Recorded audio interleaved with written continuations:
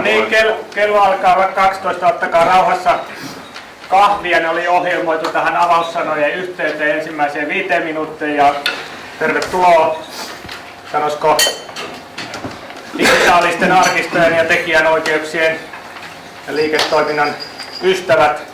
Osa on syvemmällä tässä asiassa ja osa on varmasti lähestymässä ja annettiin, että tällainen tietoiskumainen seminaari ja keskustelutilaisuus siitä, että mistä tässä on kysymys ja mitä voi tehdä ja sitten mietitte, mitä kannattaa tehdä. Ja tiedoksi ja tervetuloa myös tämän tilaisuuden seuraajat eri puolilla Suomea, eli jäsenyrityksille on annettu mahdollisuus ja oli kiinnostusta seurata tätä myös tuolta muilta paikkakunnilta. Eli kun keskustellaan, niin esitelkää mielellään vielä itsenne siinä yhteydessä. Digiarkistoista liiketoimintaa kertoo ytimekkäästi, mistä on kysymys. Äkkiä kun miettii, niin tarkoittaa, että vanha aikanaan paperilla julkaistu sanomalehti tehdään siitä PDF ja laitetaan verkkoon, niin näinhän se toimii, mutta huomattu, että se hyvä tietää, että se ei toimi ihan niin. Siihen liittyy monia vaikeitakin juridisia tai teknisiä kysymyksiä, joita tässä on ratkottu. Viime kädessä on kysymys, että mietitte, että mitä hyötyä siitä sitten olisi tähän liiketoimintaan ja tilaajasuhteeseen. Ehkä tuossa neljällä vaiheella tämä prosessi, mistä on kysymys. Ensimmäinen on digitointi, eli sen vanhan lehden saattaminen digitaaliseen muotoon sillä tavalla, että se on hakukelpoinen. Ja tämä on se, käsittääkseni ilman muuta se kallein osa tässä, jonka joku on tehnyt niin sanotusti omilla rahoilla, joku jollain yhteistyöllä. Se on tosiaan se ensimmäinen vaihe. Sitten lihavalla tuo tekijänoikeuksien selvittäminen sen takia, että huomaatte ja muistatte, että tähän liittyy tekijänoikeusasioita. Siitä tänään selvitetään. Ja totta kai sitten tämä tekninen palvelu, miten se menee sinne kuluttaja-asiakkaalle ja kysymysmerkkinä, että voiko siitä tulla osa liiketoimintaa tai uutta liiketoimintaa. Meillä oli Sanomalehtien liitossa tällainen työryhmä, joka selvitti nimenomaan tätä lihavoitua osaa, että millä tavalla ne tekijänoikeudet selvitetään siitä vanhasta aineistosta, jotta sitä voidaan sitten uudelleen julkaista ja käyttää uudelleen. Ja tässä oli viestilehdet, Mediatalo, ESA ja Kaakon viestintä lehtitaloista mukana ja sitten asiantuntemusta täältä Viestinnän keskusliitosta ja Kopiostosta ja moni näistä henkilöistä tänään täällä esiintyykin. Eli siinä vielä tämän alkujuonon jälkeen tämä varsinainen asiaohjelma. Uskon, että jokaisessa osiossa on tilaa suorille kysymyksille ja lopuksi sitten yleisemmälle keskustelulle. Eli näillä sanoilla päästän lavalle sitten Satu Kankaa, joka on Viestinnän keskusliiton lakiasioiden ja viestintäpolitiikan johtaja ja tekijän oikeuksien johtava erityisasiantuntija, sanotaanko näin? Ole hyvä. Kiitos. Joo, tervehdys läsnäolijoille ja tervehdys sinne ruutujen äärelle. Sain tällaisen seksikkään otsikon kuin mitä laki sanoo vanhojen sanomalehtien tekijänoikeuksista ja ennen kuin pääsette niihin todella kiinnostaviin asioihin, että mitä voi tehdä ja mitä se maksaa, niin yritän luoda semmoisen pienen oikeudellisen perustan nyt sitten tälle iltapäivän ohjelmalle. Jos me mietitään tilannetta joskus sanotaan reilut 10 vuotta sitten ja jos silloin jollakulla olisi ollut halu niin kun lähteä digitoimaan omia arkistojaan ja niitä käyttämään, ja sitten kun lähdetään miettimään tekijänoikeuksia, niin tilanne oli kyllä sitten suoraan sanoen mahdoton, se ei olisi ollut mahdollista. Eli se, mistä alun perin lähdettiin lain suhteen liikkeelle, oli tällainen tilanne, että kun tekijänoikeuslaki sanoo, että aina kun joku haluaa käyttää tekijänoikeussuojattua aineistoa, niin siitä pitää sopia kaikkien sen aineiston oikeudenhaltijoiden kanssa. Ja jos me mietitään lehtiaineistoa ja etenkin vanhoja lehtiä, niin siellähän näitä oikeudenhaltijoita voi olla kymmenittäin, sadottain tai jopa tuhansittain, riippuen miten pitkästä aikavälistä puhutaan. Ja näiden kaikkien kanssa siis pitäisi sopia tämän aineiston käytöstä. Et siellä on työsuhteisia journalistia, kuvaajia, avustajia, kuvatoimistomateriaalia, mainostajien mainosaineista, ilmoitusaineistoja, yleisön osastokirjoituksia ynnä muuta. Ja todellakaan ei mahdollista sopia kaikista näistä oikeuksista, jos suoraan pitäisi lähteä sopimaan. Ja tilannehan oli se, että ennen 90-luvun alkupuolta niin täällä kustannusmaailmassa oli tapana ylipäätään hankkia tekijänoikeuksia lähinnä vaan niin kuin painettua lehteä varten. Et ennen tätä internetmaailmaa ei ollut tarvetta sopia mistään muusta. Ja nyt kun jälkikäteen sitten halutaan käyttää aineistoa tämän uuden tekniikan mahdollistamalla tavalla, niin törmätään pieniin ongelmiin. No, tilannehan ei niin kuin oikeudellisesti suinkaan sitten oikeastaan osoittautunutkaan pattitilanteeksi, koska meillä Pohjoismaissa lainsäätäjä on keksinyt tämmöisen nerokkaan oikeudellisen rakennelman, joka tunnetaan nimellä sopimuslisenssi. Ja jos mä yritän nyt tämän kuvan avulla havainnollistaa, mitä tämmöinen sopimuslisenssisääntely tarkoittaa, niin lähdetään ensin liikkeelle tästä sisemmästä kuviosta. Ja siellä me nähdään tekijänoikeusjärjestö, ja nämä punaiset pallurat kuvaa sen järjestön joko jäseniä tai muita oikeudenhaltijoita, tekijöitä, kustantajia, valokuvaajia, jotka antaa sille järjestölle valtuuden edustaa itseään tekijänoikeuslisensioinnissa jollakin tavoin, mitkä on sitten määritelty siellä valtuutuksissa. Ja näiden oikeuksien nojalla sitten tämmöinen tekijänoikeusjärjestö sopii kenen tahansa käyttäjän kanssa siitä, kuinka tekijänoikeussuojattua aineistoa saa käyttää. Ja pääperiaatehan sopimusoikeudessa on se, että sopimus sitoo niitä sopimusosapuolia, mutta ei kolmansia osapuolia. Ja nuo keltaiset pallurat tässä kuvassa sitten kuvaa semmoisia oikeudenhaltijoita, joita tämä tekijänoikeusjärjestö ei edusta. Niin normaalitilanteessa siis ilman sopimuslisenssiä tämä suojatun aineiston käyttäjä, hän voi olla varma, että kukaan tekijänoikeusjärjestön edustama oikeudenhaltija ei tule häneltä vaatimaan mitään korvauksia aineiston käytöstä, se on sovittu, mutta nämä keltaisella merkityt ulkopuoliset oikeudenhaltijat voi sitten koska tahansa kävellä tuonne käyttäjän pakeille ja sanoa, että hei, sä oot käyttänyt mun aineistoa, että voisitko maksaa, ja maksa vielä mielellään tuplasti, kun oot käyttänyt luvatta. Tämä sopimuslisenssijärjestelmä sitten tarkoittaa sitä, että lakiin kirjoitetaan pykälä, joka sanoo, että tätä aineistoa saa käyttää tekijänoikeusjärjestön kanssa sovittavalla tavalla niin, että myös nämä järjestön ulkopuoliset oikeudenhaltijat tulee sidotuksi siihen sopimukseen. Eli nyt se sopimus, tämä ulkokehä tässä, sopimus tekijänoikeusjärjestön ja käyttäjän välillä kattaa sitten myös nämä järjestön ulkopuoliset oikeudenhaltijat. Ja näin tämä käyttäjä voi olla varma, että kukaan ei voi tulla hänelle enää esittämään mitään korvausvaatimuksia, kun hän on sopinut asian tekijänoikeusjärjestön kanssa. Se sopimus sitoo kaikkia.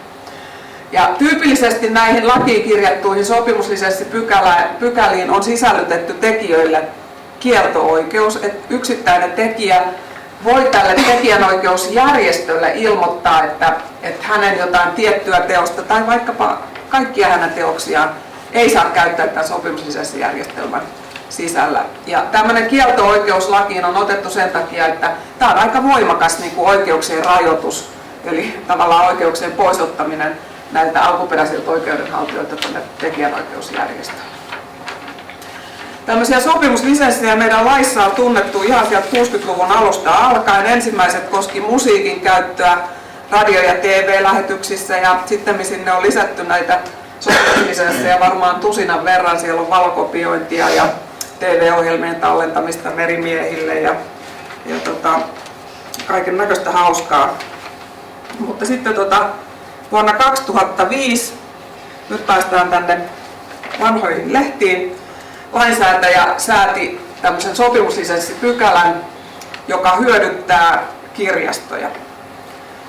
Eli nyt tämän pykälän nojalla sitten kirjasto voi sopia tekijänoikeusjärjestön kanssa, ja tässä tapauksessa järjestö on Kopiosto, niin sellaisten teosten käytöstä, joita kirjastolla on kokoelmissaan, ja kirjasto voi niitä digitoida ja välittää yleisölle sopimuksen nojalla. Ja tämä pykälä koskee kaikkia teoslajeja, eli mukaan lukien sit myös sanoma- ja aikakauslehdet. Ja tämä on todellakin säädetty niin kuin tämmöisten julkisten toimijoiden hyväksi, eli erilaisten kirjastojen hyväksi. Ja tämä on nimennyt tästä tämmöiseksi kirjastoreitiksi, että kirjastojen kautta näitä vanhoja lehtiaineistoja voidaan avata sitten yleisön saataville. Mutta sitten vähitellen sitten ton vuoden jälkeen niin tänne meille Viestintäkeskusliittoonkin alkoi tulla kustannustaloista sellaisia kysymyksiä, että me haluttaisiin käyttää meidän omaa arkistoa, että miten se olisi niin kuin oikeudellisesti mahdollista. Ja siihen sitten me jouduttiin aina sanomaan, että anteeksi vaan, että se ei nyt oikein kyllä onnistu, jos haluatte silleen olla ihan niin kuin oikeudellisesti riskittömässä tilanteessa, koska tämä pykälä tosiaan oli tehty kirjastojen hyväksi. Ja niinpä meille sitten avautui mahdollisuus vuoden 2010 paikkeilla, kun istui tällainen komiteatyyppinen valmistelu, eli nimeltään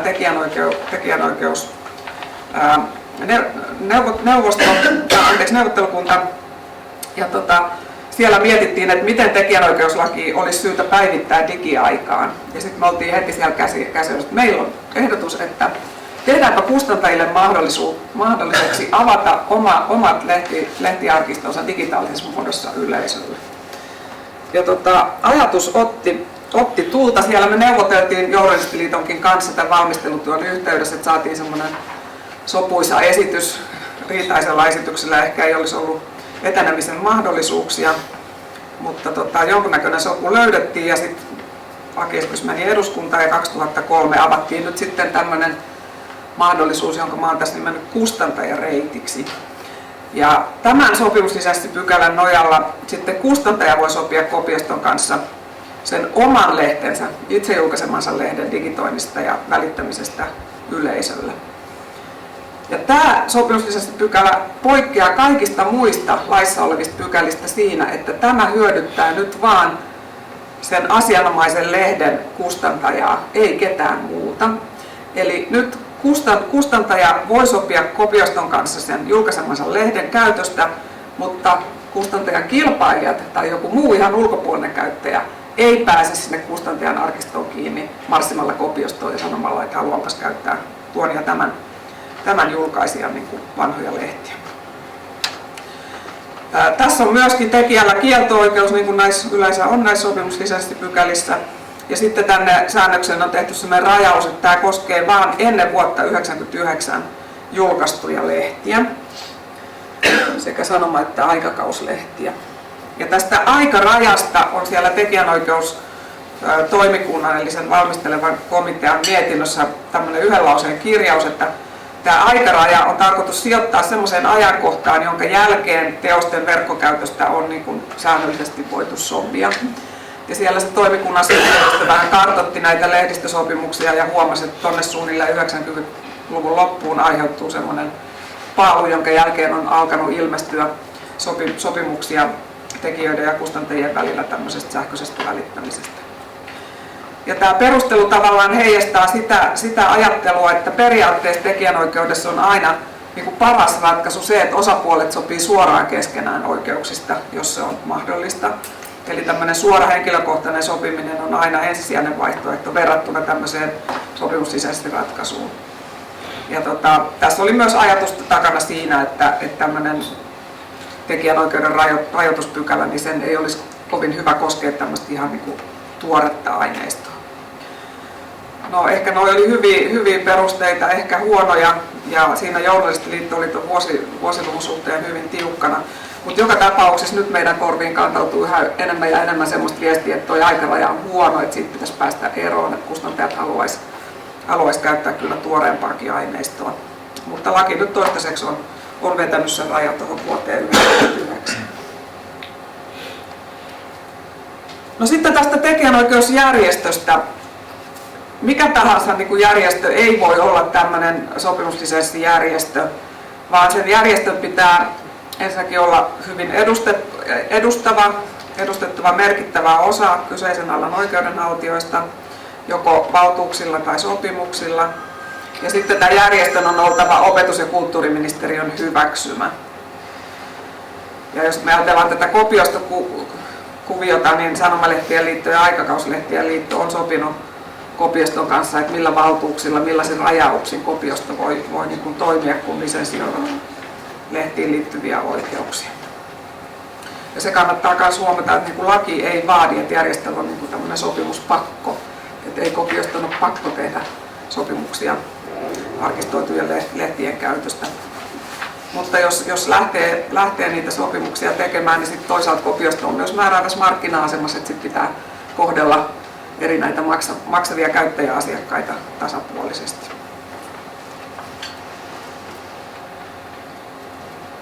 No mitäs sitten lainsäätäjä ajatteli, että näitä vanhoja lehtiä saa hyödyntää? Se on onneksi jätetty niin kuin sopimusten varaan hyvin pitkälle. Eli voidaan kopiosto ja kustantaja voi niin kuin lain kannalta aika väljästi sopia, mitä aineistoa kustantaja saa käyttää, millä tavalla sitä saa käyttää ja mitä siitä maksetaan. Mutta se edellytys, mikä tuolla lainvalmistelutöissä on asetettu, että kun me puhutaan tämmöisestä sopimuslisenssikäytöstä, niin sen täytyy olla tämmöistä teosten massakäyttöä.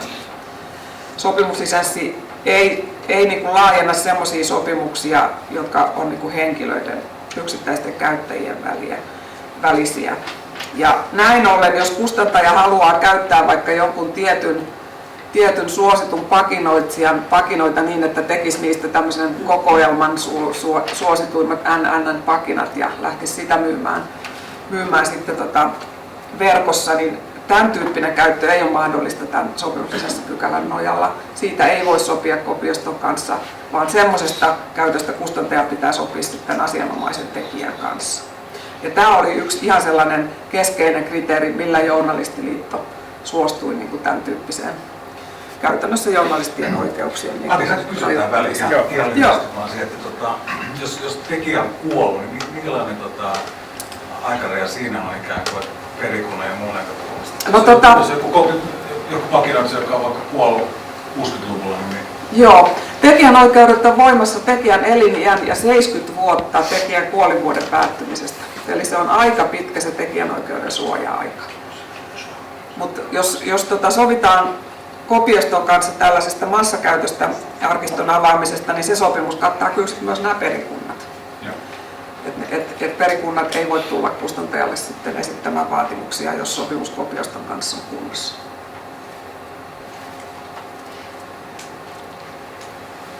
No nyt sitten lain puitteissa on niin tehty se, mitä voidaan, ja nyt tämä pykälät pitäisi saattaa henkiin ja käytäntöön. Sen verran on tapahtunut, että opetus- ja kulttuuriministeriö on hyväksynyt kopioston lehtiarkistojen käyttöä lisensioivaksi järjestöksi, ja tämä koskee sekä tätä niin sanottua kirjastoreittiä että kustantajareittiä. Kopiosto voi sopia sekä kirjastojen kanssa että kustantajien kanssa arkistojen käytöstä. Ja tämä Sanomalehtien liiton digiarkistotyöryhmä, mihin Jukka tuossa avauksessa viittasi, niin on yhdessä kopioston kanssa valmistellut tämmöisen lupamallin, miten näitä tekijänoikeuksia nyt sitten kustantaja voi kopiostosta hankkia. Ja näin ollen ne kustannustalot, jotka näitä arkistoja haluavat avata, niin nyt sitten voi lähteä koputtelemaan tuonne kopioston ovelle ja sopimaan asioista. Se lupamalli, mikä tuossa kehiteltiin, niin tulette huomaamaan, se on suht koht monimutkainen, mutta jostain pitää aloittaa, ja uskon, että sitä on mahdollista tässä matkan varrella myöskin kehittää sitten niiden kokemusten myötä mitä siitä saadaan. Mutta ehkä tämä näin johdantona tekijänoikeuksiin. Voisiko teillä mielessä suorinvartaloin jotain vielä kysyttävää oikeuksien tiimoilta, vai päästetäänkö Jukka-Pekka jo vähän niin kuin etuajassa? Ei ole kiire. Framille. Joo. Harpalaisen ja STT:stä. Siis mietitään tässä vaan sitä, että kun esimerkiksi STT:llä on myös muita sopimusehtoja materiaalin käytöstä asiakkaidensa kanssa kuin niinku suoria tekijänoikeusehtoja, niin miten niinku semmoiset asiat tässä kuviossa? Tämä kaikki koskee vain tekijänoikeuksia. Tämä ei vaikuta mihinkään ensinnäkään olemassa oleviin sopimuksiin, mitä on tehty, eikä sellaisiin sopimusehtoihin, mitkä ei koske tekijänoikeutta. Suomessa on sopimusvapaus, joka on niin kuin menee tosi pitkälle, ja tämä lainvalmistelutöissä on korostettu, että tässä ei niin kuin puututa sopimusvapauteen sen enempää kuin mitä tästä sopimussisäisestä niin kuin rakenteesta johtuu. Että kyllä hyvin vapaasti voidaan sopia, ja vanhat sopimukset yhä voimassa, ne ei kumoudu niin kuin tämän lain myötä. Hyvä kysymys. Onko muita tässä vaiheessa?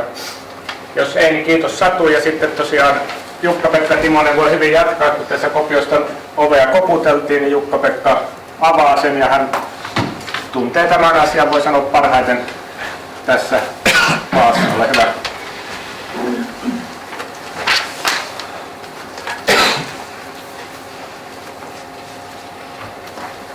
Joo, hei vaan, mun nimi on Jukka-Pekka Timonen ja on jonkun aikaa ollut tuolla Kopistossa töissä. Jukka, voitko mennä tuolle toiselle puolelle? Tänne voidaan mennä nurkkaan. Joo, kiitos. Mä haluaisin ensin kiittää niin Jukka Holmbergia ja Satu Kangasta ja sitten niitä lehtiedustajia, jotka olivat tässä työryhmässä mukana. Että meillä oli kyllä hyvin intensiivinen suunnittelujakso ja tämä hinnoittelurakenteelle tuli monia tärkeitä kommentteja lehtiedustajilta, että me saatiin musta paremmaksi. Myöskin lehtiä halvemmaksi, mikä varmaan lehtiä sitten kiinnostaa ja innostaa. Ja mä sanoisin ehkä sillä tavalla, että tämä lupamalli on varmaan aika yksinkertainen. Tämä lupa sinänsä on helppo. Lehti sopii meidän kanssa siitä arkiston käytöstä ja sen jälkeen, niin kun, jos joku tulee sitten oikeudellista ja sitä valittamaan, niin tulee valittamaan sen Kopioston ovelle, joka me myös avataan heille, eikä sinne niin kuin lehden ovelle. Tämä on tietysti helppo kuvio. Oli siellä sitten sarjakuvasyndikaatti tai ulkomainen kuvatoimisto tai tekijä tai perikunta, niin tämä on lehden kannalta yksinkertaista. Ja se hoituu sitten tekemällä sopimus ja maksamalla korvaus. Se mikä tässä oli monimutkaisempaa, tämä hinnoittelumalli. Se mistä mä puhun tästä oikeastaan on tämä hinnoittelumalli, tämä hinnoitteluun liittyvät kysymykset. Et meillä ei ole vielä valmista sopimusta. Me ollaan harjoitettu tämmöistä sopimusten tekemistä moneen kertaan, muun muassa sitten Kansalliskirjaston kanssa yhteishankkeessa. Me tiedetään kyllä, miten tämä kulkee. Mutta hinnoittelumalli oli semmoinen, jonka kanssa me askaroitiin aika pitkään. Ja mä en voi sanoa, että mä olisin ylpeä siitä, että on muutkin hinnoittelumalli. Hinnoittelumalli on vaan yksinkertainen. Mutta valitettavasti tässä on sellaisia parametreja, että kun meidän pitää olla kaikkia meidän asiakkaita samalla tavalla, meidän pitää olla läpinäkyvät parametrit ja ne pitää olla jotenkin näkyvät. Jos meillä parametrit ei ole näkyvät ja selvät, me ei myöskään voida kehittää tätä. Et se on yksi ulottuvuus tässä, minkä takia tässä on ehkä hyvä, että tässä on aika hyvin artikuloidut, mutta paljon laisesti näitä parametreja. Ihan muutama sana tästä ympäristöstä vielä, että me tässä tarjotaan lehtikustantajan ja lehtiarkiston käyttöä koskevaa yhtä sopimusta, joka on tietynlainen täysarvovakuutus. Meidät on nimetty tällaisen sopimuksen järjestöksi, opetus- ja kulttuuriministeriö on meidät hyväksynyt. Tässä me puhutaan vain tekijöiden puolesta. Sikäli vähän erikoinen tilanne, että me ollaan tekijöiden puolesta yhteinen järjestö. Tässä on tämmöinen itsekontrahoinnin maku, mutta siitä ei kuitenkaan kysymys. Tässä meillä on oma työryhmä, jossa on journalisteja ja kuvittajia ja näin päin pois, joka sitten säätelee tätä sopimusaparaattia Kopioston sisällä. Tämä ratkaisumalli, mikä tämmöinen keskustelulupamalli, me samanlaisia löydetään myös muista Pohjoismaista. Tämä on täällä mahdollinen konsepti. Tämä koskee vain lehdessä ilmenevää julkaisua ja julkaisutapaa, ikään kuin tämän tuotteen rajaton uudelleen hyödyntäminen. Niin sitä joudutaan kyllä miettimään, että milloin se tulee vastaan, että voiko tästä ei voi tehdä esimerkiksi ihan uudenlaisia tuotteita, vaikka sähkökirjoja ja tällaista. Se on kyllä lehtiarkistokäytöstä jossakin mielessä kuin sellaisenaan. Mutta toki niin, että sinne voi panna linkkejä siihen tiettyyn kohtaan tai tuoda sitä näkyviin sitä lehtiarkiston sisältöä. Mutta jos mennään ihan sellainen uudelleen tuotantoon, niin silloin me joudutaan nyt kysyä, että yltääkö tämä sopiminen se siihen. Meillä ei ole metrin mittaa, me tiedetään missä kohtaa tämä siirrytään vihreästä punaiseen. Mutta tämä on sellainen asia varmaan, josta joudutaan sitten keskustelemaan tästä tuotekehittelyn osalta. Meidän päämäärä on toki se, suomalaisten journalistien ja tekijöiden päämäärä on edistää suomalaista julkaisutoimintaa. Et jos tästä saadaan hyötyä, jos tästä saa iloa julkaisijoille ja kustantajille, niin yritetään tehdä se. Tämä poistaa nämä vanhan aineiston tekijäysongelmat ja se on tietysti niin erinomaista, mutta sitten edellyttää sopimista. Ja mehän vastaa sitten sinne, jos meidän ovelle tulee se ulkopuolinen oikeudenmestari tai meidän jäsen, niin meidän pitää sanoa, että mitä tässä tapahtuu. Ja jokaiselle ulkopuoliselle oikeudenmestarille meidän pitää määritellä individuaalinen korvaus ja maksaa se. No se on aika ilmeistä, että kun katsotaan näitä teosmääriä, niin se yksittäisen oikeudenmestarin korvausmäärä niin jäänee aika pieneksi. Onko mahdollista, että tänne tulee kieltoja? Kun jokaisella oikeudenmestarilla on niin kielto-oikeus, niin kyllä me voidaan kuvitella, että meillä on joitakin sellaisia tekijöitä, joiden niin aineistot elää. Ehkä se on enemmän aikauslehtiä. Mikä Valtari on kirjoittanut paljon ainakin aikauslehtiin. Sitten me nähdään, että Olli on kirjoittanut pakinoita, jotka edelleen elää sarjakuvan alueella ja pilapiirrossa. Me nähdään sellaista aineistoa, josta Harri Suomalainen ja Uwe Jansson esimerkiksi niin. Perikunnan aika aktiivinen. Niin juuri. Meillä on sellaista materiaalia, jossa on tästä oli hyvät esimerkit, jossa ne oikeudenmestarit edelleen käyttää sitä materiaalin arvo tässä päivässä. No, tällä meidän lisenssillä niin pitkään, kun sitä kieltoa ei tule, niin tätä arkistoa voi käyttää, mutta saattaa olla, että tämä tuleekin. Paitsi sitten se korvausvaatimus on sitten ehkä myöskin kielto, mutta se kuuluu tähän peliin osa. Miten me nämä korvaukset jaetaan? Siis me ei kyetä jakaa joka ikiselle journalistille, se on ihan mahdotonta. Tämä korvausmassa ei tule mahdollistaa sellaista. Ei se informaatio, mikä sieltä tulee lehdistä, eikä myöskään se korvauksen määrä. Se kuuluisi kaikki siihen korvauksen jakoprosessiin. Tämä luultavimmin tulee menemään niin kuin Journalistiliiton kautta niin apurahoina. Me pyritään tekemään, että se kanavoitaisiin ensisijaisesti sen lehden tekijöille, jonka aineistosta se korvaus tulee. Ikään kuin siinä olisi tämmöinen osoite. Jos siellä on vaikka Hesarista tulee korvauksia, niin se ensisijaisesti se korvausmassa kanavoitaan sitten niin kuin Hesarin tekijöille, jos siellä tulee fiksuja kunnollisia hankkeita ja apurahoituksia. Tämä on vielä vähän rakenteella, minusta on kiva idea, että ikään kuin tämä palautuu tähän luovaan työhön tämä korvaus, eikä haidu jonnekin taivaan tuuli. No sitten, miten tämä sitten, minkälaisia elementtejä tässä meidän hintamallissa on, niin yksi kysymys on se, että kuinka iso materiaali on kyseessä. Onko se pieni vai iso materiaali? Tällä materiaalilla sillä on joku hintavaikutus tällä materiaalin suuruudella. Eli on hyvin eri kokoisia. Ja sitten yksi asia on se, että mitä se tekee sillä se lehti. Se lehtihän tarvitsee kopiointia varten, tai yhden kopiointikappaleen, yhden kopiokappaleen siitä. Mä ajatellaan, että tähän tulee tämmöinen yksi korvaus, joka koskee sitä sen aineiston kopiointia tähän tarkoitukseen. Riippumatta mistä kautta se lehti tulee, tuleeko se jonkun yhteistyökumppanin kautta vai miten, niin tässä on jokaisella lehdellä tämmöinen kertakorvaus, joka koskee sitä teoskappaleen valmistamista. Ja se tietysti riippuu sitten suuruus myös sivumäärästä. Sitten toinen asia on se, että tähän avataan yleisölle, lukijoille tai kelle haluakin avata. Niin se, että kuinka iso määrä siellä todellisuudessa käyttää, niin sillä on joku merkitys tähän korvauksen suuruuteen. Tästä te näette jo, että tässä on vähän erilaisia parametreja. Nämä parametrit käydään tässä kohta läpi. Miten se sivumäärä vaikuttaa, miten se vaikuttaa siihen kopiointikorvaukseen. Se on ihan lineaarinen suora sivumäärämittaus. Sitten miten se paketti, kun se käännetään sinne asiakkaiden käyttäväksi, niin miten se siinä me ei hinnoitella sitä enää lineaarisesti. Siellä on tietyt luokat niin kuin eri kokoisille lehdille sen takia, että se hinta ei voi kasvaa ihan lineaarisesti siitä syystä, että ei se arvokaan kasva niin kuin ihmiselle lineaarisesti. Onko se niin kuin 50 000 vai 100 000 vai miljardia sivua tai 2 miljoonaa sivua. Eli ihminen ei kykene niin vastaanottamaan loputtomasti materiaalia. Se tietokannan käyttöarvo ihmiselle ei ole enää suorassa suhteessa sivumäärään, sen takia se aika on rajallinen. Mutta nyt tulee näihin detaljeihin kohta. Ja itse asiassa tämä jälkimmäinen ajatus siitä, että tämä sivumäärä on semmoinen portaittaistaminen, se tuli täältä Suomalaisten liiton puolelta aika voimakkaasti. Mutta käydäänpä täältä ihan palalta läpi. Ensin tässä on tämä kopiointi. Ensin voidaan kysyä, mistä ajasta me kysytään.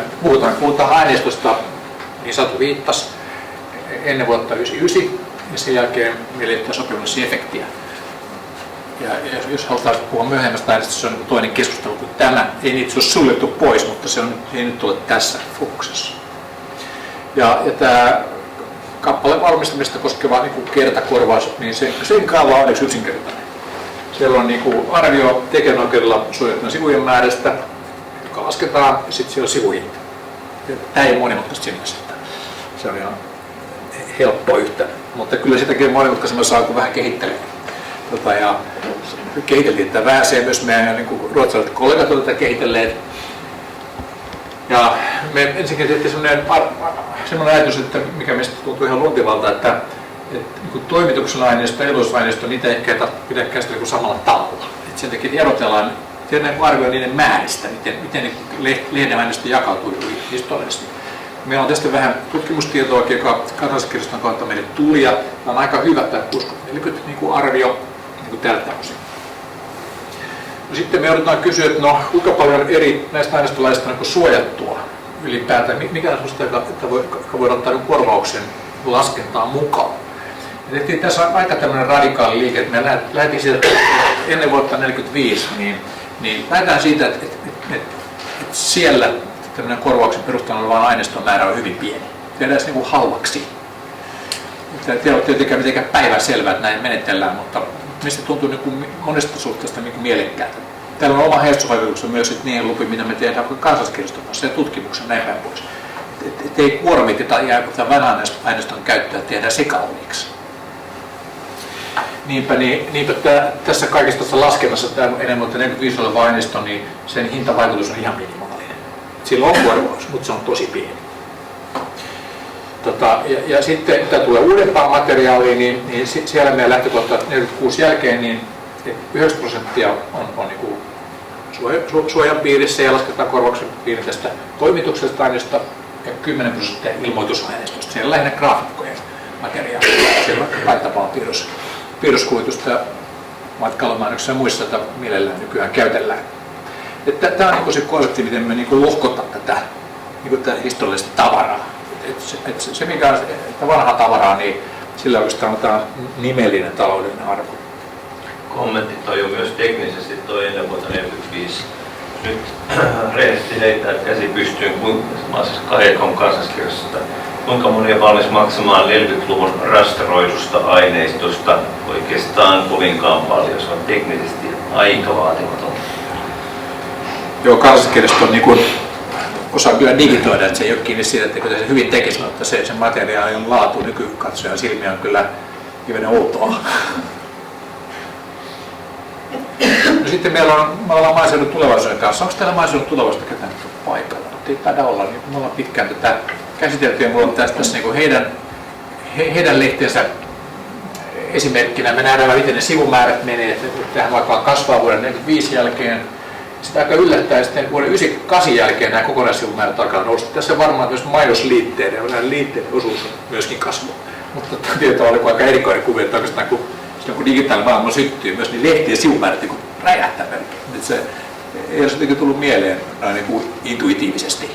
Että se tällä tavalla menee, mutta näin se menee. Että jos me nähdään tämä sivumäärien kehitys niin historiallisen kuvana. Nähdäänkö missä on 60 ja 8, mihin välillä, koska se on todellista 60. Vuonna 60 ollaan tässä. Joo. Vuonna 80 ollaan tuossa. Tästä selvästi tapahtuu tämmöinen hyppäys tässä osa. Yllättäen putoaa tuossa, mä en tiedä miksi. Onko siellä häviääkö joku liite vai miten? Mutta Oliko se lama-aika? Niin. Oli vähän huono aika. Näkyykö se noin voimakkaasti? Kyllä. Joo, tämä on mielenkiintoinen graafika. Sä voit varmaan kirjoittaa vaikka mikä artikkeli. Tässä näkyy sitten, miten ne niin kuin jakautuu. Ja sitten me tullaan tämän näköisen taulukko, jos tämä äskeiset lukumäärät niin pannaan siihen tähän meidän luokitteluun. Katsotaan, mitä tämä tarkoittaa niin rahassa ja niin korvattavissa sivuissa. Olisi ehkä oikein, että olisi ollut teille paperillakin, mutta katsotaan vähän. Tässä on maaseudun tulevaisuus ennen vuotta 45, siellä on 25 000 sivua. Toimituksesta 60% on 15 000 sivua. Siitä leikataan 5%, joka on korvattavaa, niin siellä on alle 1000 sivua korvattavaa niin toimituksellista aineistosta. Sitten katsotaan ilmoitusaineistoa. niin päädytään tuollaiseen 500 sivua. 1200 sivua on niin kuin se korvattava sivumäärä, joka tässä kuviossa on sitten mukana, niin vanhasta materiaalista silloin, tämä ei ole juurikaan taloudellista merkitystä. Mennään uudempaan materiaaliin, niin siellä meillä on 123 000 sivua, ja sitten samalla parametreilla, niin 60% on tätä toimituksellista, siitä 90% suojattua, niin 66 000 sivua tätä toimituksellista aineistoa, ja 10% tällä ilmoitusmateriaalin korvattavuudella 5 000, niin 71 000 sivua. Kaiken kaikkiaan lasketaan nämä yhteen, niin 72 000 sivua on se sivumäärä, josta me lähdetään tätä peliä pelaamaan. Tämä on se määrä, joka vaikuttaa ratkaisevasti siihen, mikä se on se kopiointikorvaus, lasketaan suoraan tuosta. Sitten on se sivumäärä, joka pannaan tiettyyn sivumäärän luokkiin, joka määrää sen käyttäjäkohtaisen hinnan. Tällainen matematiikka. Mistä me omittiin niin sivuhinta? Se me saatiin tuolla kopiosta valokopiointi yrityslisenssistä, kun me puolitettiin. Tekijät ja kustannukset jakaa meillä korvauksesta puoliksi, ja sitten tuollainen sitä tuli. Ja silloin tämä kopiointikertakorvaus on 2700 € tämän kokoiselle lehdelle. Se ei kaatane mahdollisuuden tulevaisuutta ainakaan välittömästi. Sen verran, jos saan keskeyttää, että tämä kaikki materiaali löytyy sieltä Sanomalehtien liiton sivulta, ei tarvitse kirjoittaa sieltä. Saatte myöhemmin suoraan linkin sinne, mutta ei tarvitse jokaista summaa kirjoittaa. Joo, voi tulla krappi käteen, alkaa kaavio tuossa kopioida. No sitten mennään tähän, ja tämä on niin kertakorvaus. Sitten me mennään tähän toiseen ulottuvuuteen, joka on se internet accessin niin vaikutus. Miten me sitä niin mitataan? No, me käytetään nyt tätä niin suuruusluokkaa tässä niin apuna. Me ensin kokeiltiin lineaarista mallia, mutta siitä ei kyllä tullut oikein hyvä. Niinpä me todettiin, että tehdään tämmöinen niin kuin karkeampi mittakaava. No, malli on erilaisia niin kuin mittaluokkia. Ja päädyttiin sitten tällaiseen, että perushinta on tämmöinen suomalainen keskikokoinen lehti. Ja se kokonaissivumäärä on asettu 100 ja 200 000 väliin. Ja se on euro per käyttäjä, se niin kuin vuosikorvaus. Tästä tietysti toinen tärkeä parametri, mikä ihme on käyttäjä. Mutta me tullaan kohta siihen ja katsotaan sitä tarkemmin. Ja tältä sitä niin näyttää. Tämä on niin vuosikorvaus lähtökohtana. Sitten me tullaan tähän käyttäjäkysymykseen, miten se, niin se käyttäjämäärä vaikuttaa tähän korvaukseen. Me ollaan lähdetty siitä, että yksi kysymys on, että mikä on niin ne ihmiset, jotka on niin potentiaalinen käyttäjämäärä. Ja tässä potentiaalisen käyttäjämäärän käsitteessä me ajatellaan, että se, joka on niin aktivoinut sen digitaalisen tilauksen, se ei niin riitä, jos on oikeus, että se aktivoi sitä, että se olisi potentiaalisen mitenkään niin on laittanut sen sähköä niin päälle. Ja tämä on sen takia tärkeää, että me ajatellaan, että täällä on joku perushinta, vaikka kukaan ei käyttäisi tätä. No tietysti ei huono uutinen, mutta on tärkeää, että sitten se hinta on kohtuullinen. Niinpä tässä ajatellaan, että se on 5% sitä potentiaalista käyttäjäjoukosta, jotka ovat avanneet tämän tunnuksen, niin se on se minimihinta. Se joka tapauksessa se, sen verran tämä homma maksaa. Ja se on tietysti teidän kannalta tärkeää, että ainakin 5% se potentiaalista käyttäjäjoukosta ainakin kerran vuodesta avaisi. Tämä on pohja. Sitten me tullaan siihen, että entäpä sitten, jos mennään yli se 5%, niin miten me sitten tätä mitataan? Ja tässä on sellainen ajatus, että tämä hinnan kannalta ratkaiseva käyttäjä on semmoinen yksittäinen käyttäjä, joka ainakin kerran avaa sen.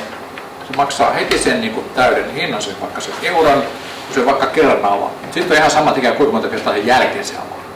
Tällä tavalla vuoden aikana tulla käyttömäärällä mitään hintavaikutusta.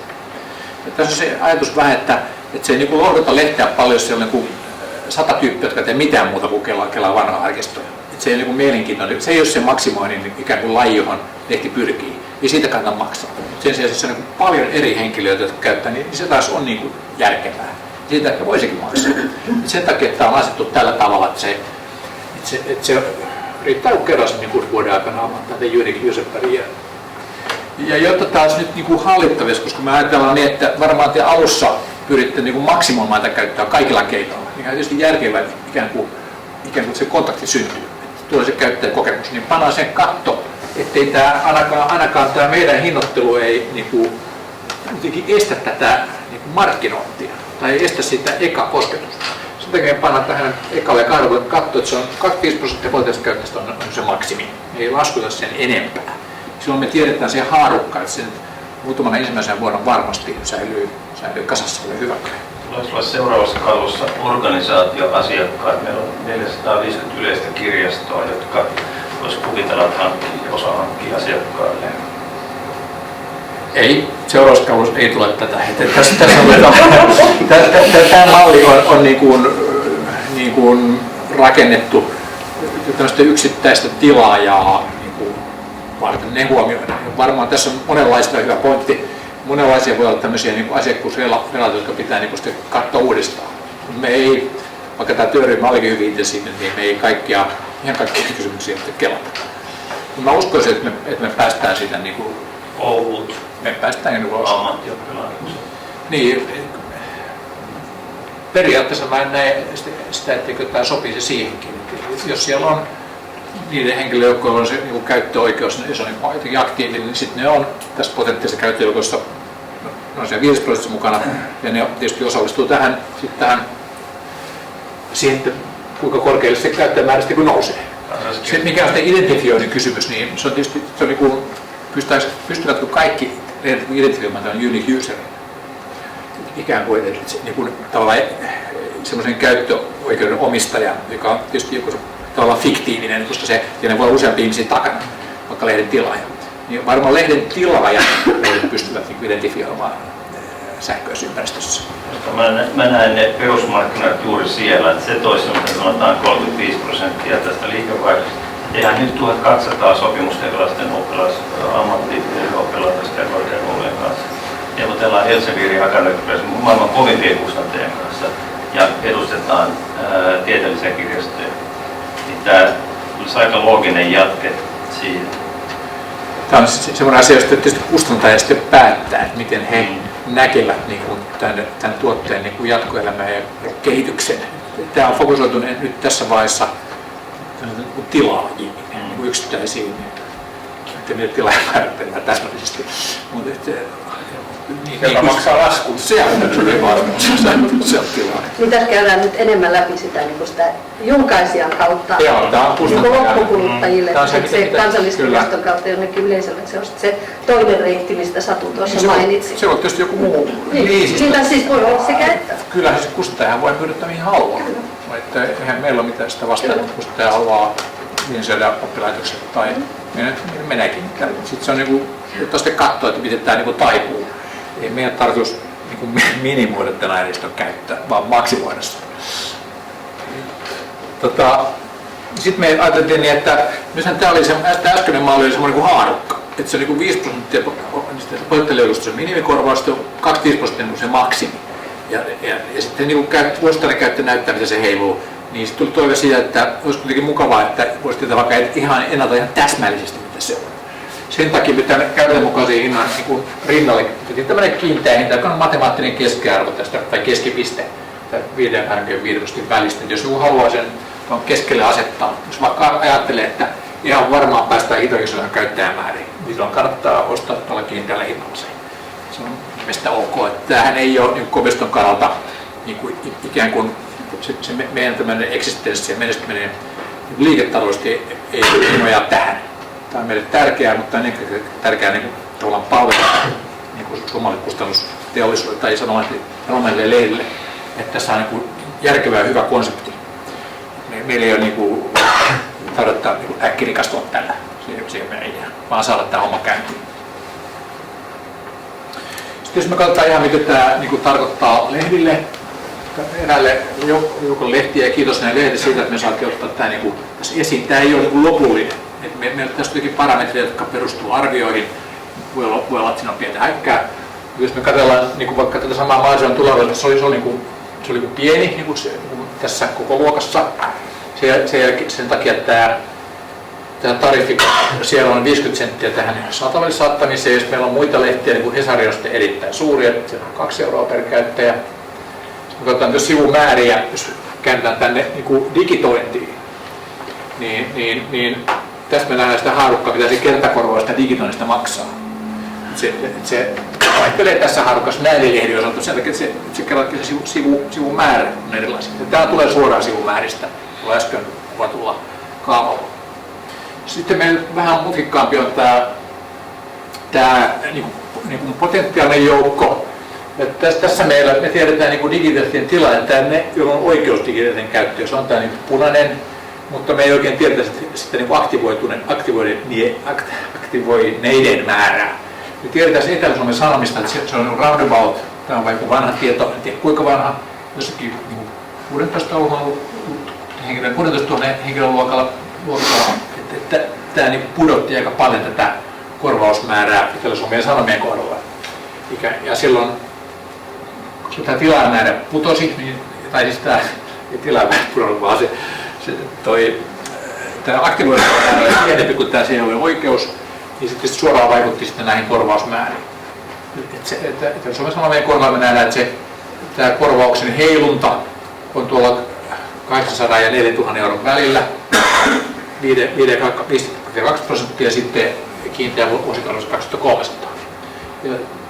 Ja sitten maaseudun tulevaisuudella tämä heiluu tämä korvaus, jos ottaa sen käyttäjämäärään perustuvan raportointiin perustuvan niin 2 tonnia ja 9 tonnin välillä ja matemaattinen keskiarvo on 6 000.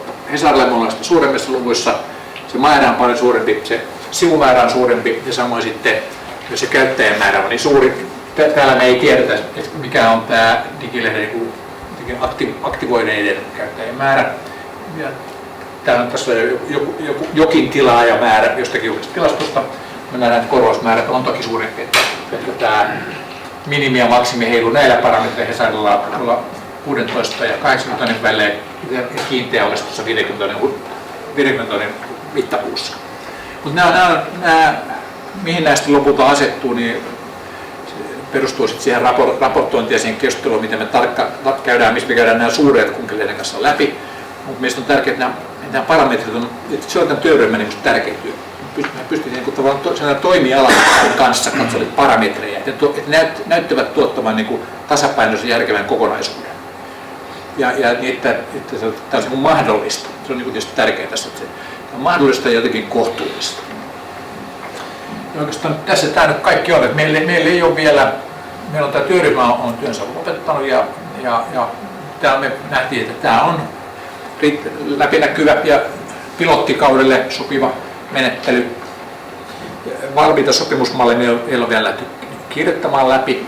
Meillä on ollut Vasabladetin ja eräiden kanssa keskustelua tästä aikaisemmin ja ehkä tavoittelee, että ehkä se, joka ensin lähtee ihan konkreettiseen sopiseen tästä, se käy meille hyvin. Ja monien muiden lehtien kanssa on ollut tällaista niin kuin alustavaa niin kuin tunnustelua, miten tämä voisi rakentua. Niin kuin, mä toivon, että se varsinainen sopimusmalli ja lupamalli on yksinkertaisempi, mutta tässä hinnoittelussa on tämmöisiä portaita. Olisi hauska kuulla, miten tämä, niin kuin, minkälaisia mietteitä tämä nyt ensikuulemalta teissä herättää. Onko tämä, tuntuuko nämä tutulta nämä elementit, tämmöisiä joku, joka tuntuu ihan hassulta?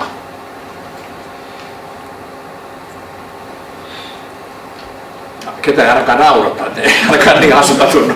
Ole hyvä. Joo, Jyrki Karkinen Koneviestilehdestä, niin kysyisin sellaista, että nämä sivumäärät, kun lasketaan sanomalehtiä, jotka on broadsheetia, ja sitten aikakauslehdessä on paljon pienemmät sivut, niin onko sillä vaikutusta tähän? Tämä on todellakin tärkeä kysymys. Niin nyt siis aikauslehtien kanssa me ei ole käyttää läpi.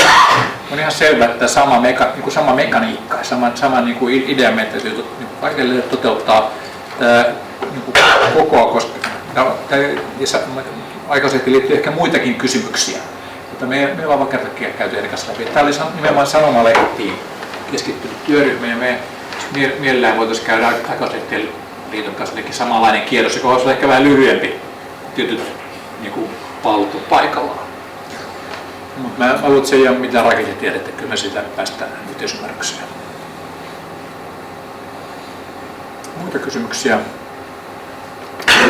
Niin, ole hyvä. Oliko työryhmälle jonkinlainen pragmaattinen arvio, miten kauan kestäisi tästä pääsisi tuotantoon? Että jos sanotaan, että tässä sovittaisiin niin aika nopeasti, niin mikä on se seuraava askel? se on varmaan niin kuin lehdet, jotka osaa parhaiten tähän vastata. Meillä oli muutama lehti, jotka olivat digitoineet nimenomaan kansaskirjasta useimmat niin kuin sen aineistonsa ja mä uskoisin, että periaatteessa meillä on valmius päästä aika nopeastikin tästä eteenpäin, kun ollaan kopioston puolesta. Näillä parametreilla saa nopeasti tämä kasaan. Mutta sitten se, mikä on lehtien valmius siinä asiakasrajapinnassa, niin se tietysti riippuu lehdestä, että oikeastaan lehdet kertovat tästä. Ja meidän työryhmästä, että siis toive oli, että mahdollisimman pian ja oli kustantajalta kova toive, että tämä ikään kuin pullonkaula pitäisi selvittää, jotta pääsee sitten itse toimintaan. Yksi kommentti, joka nousi esille siellä keskusteluissa, en ollut tässä työryhmässä, oli se, että tavallaan se edullisen tekijänoikeuskorvauksen raja oli nyt siellä vuodessa 1945 ja kun noita sivumäärien käyriä katsottiin, niin itse asiassa se alkaa vasta sitten 50-luvulla nousta, että siinä oli sellainenkin ehdotus jossain vaiheessa heitettiin, että voisiko se edullisen raja olla siellä 49, koska silloin tavallaan tämä sota-aikojen ja sanotaan nyt suurten ikäpolvien aineisto kuuluisi siihen mukaan, että se käyrä ei siinä sotavuosina niin kuin noussut lainkaan, vaan päinvastoin monet lehdet ei silloin toimineet lainkaan. Ja kuitenkin se oli hirveän kiinnostavaa aineistoa.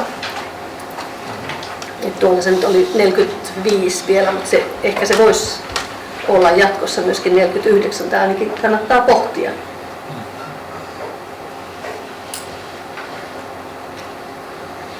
Muita kysymyksiä, jos ei niin... Ehkä se tuli vielä, tuliko se esille, eli kyse on pilottikauden mallista, onko tämä 2 vuotta tai ja mitä sitten tapahtuu? Joo, että 2 tai 3 vuotinen pilotti. Meidän pitäisi kerätä sillä tavalla, koska tämähän on, jos me nyt oikein ollaan ymmärretty, niin meille kuin lehdillekin epäselvää, miten tämä käyttö tässä järjestyy, minkälaisia käyttäjämääriä tänne saadaan ja kuinka houkuttelevaa tämä on. Meidän pitää kerätä sitten oppia ainakin 2 vuotta, se on meidän arvio. Ehkä jopa 3. Että saadaan tämä homma balanssiin. Tästä me ei olla vielä, 2 on minimi, sanotaan, että ei alle 2 vuotta sitten opi mitään, koska siinä on tietysti lanseerausvaiheessa näkee, että laskeutuuko se vaikka tasolla, että mitä siinä tapahtuu. Koska sitten jos meillä on 2-vuotinen kausi, niin silloin toisen vuoden kuluessa pitäisi alkaa katsoa sitä seuraavaa vuotta. Jompikumpi vaihtoehto, ole hyvä. Kimmo Pietinen Helsingin Sanomista.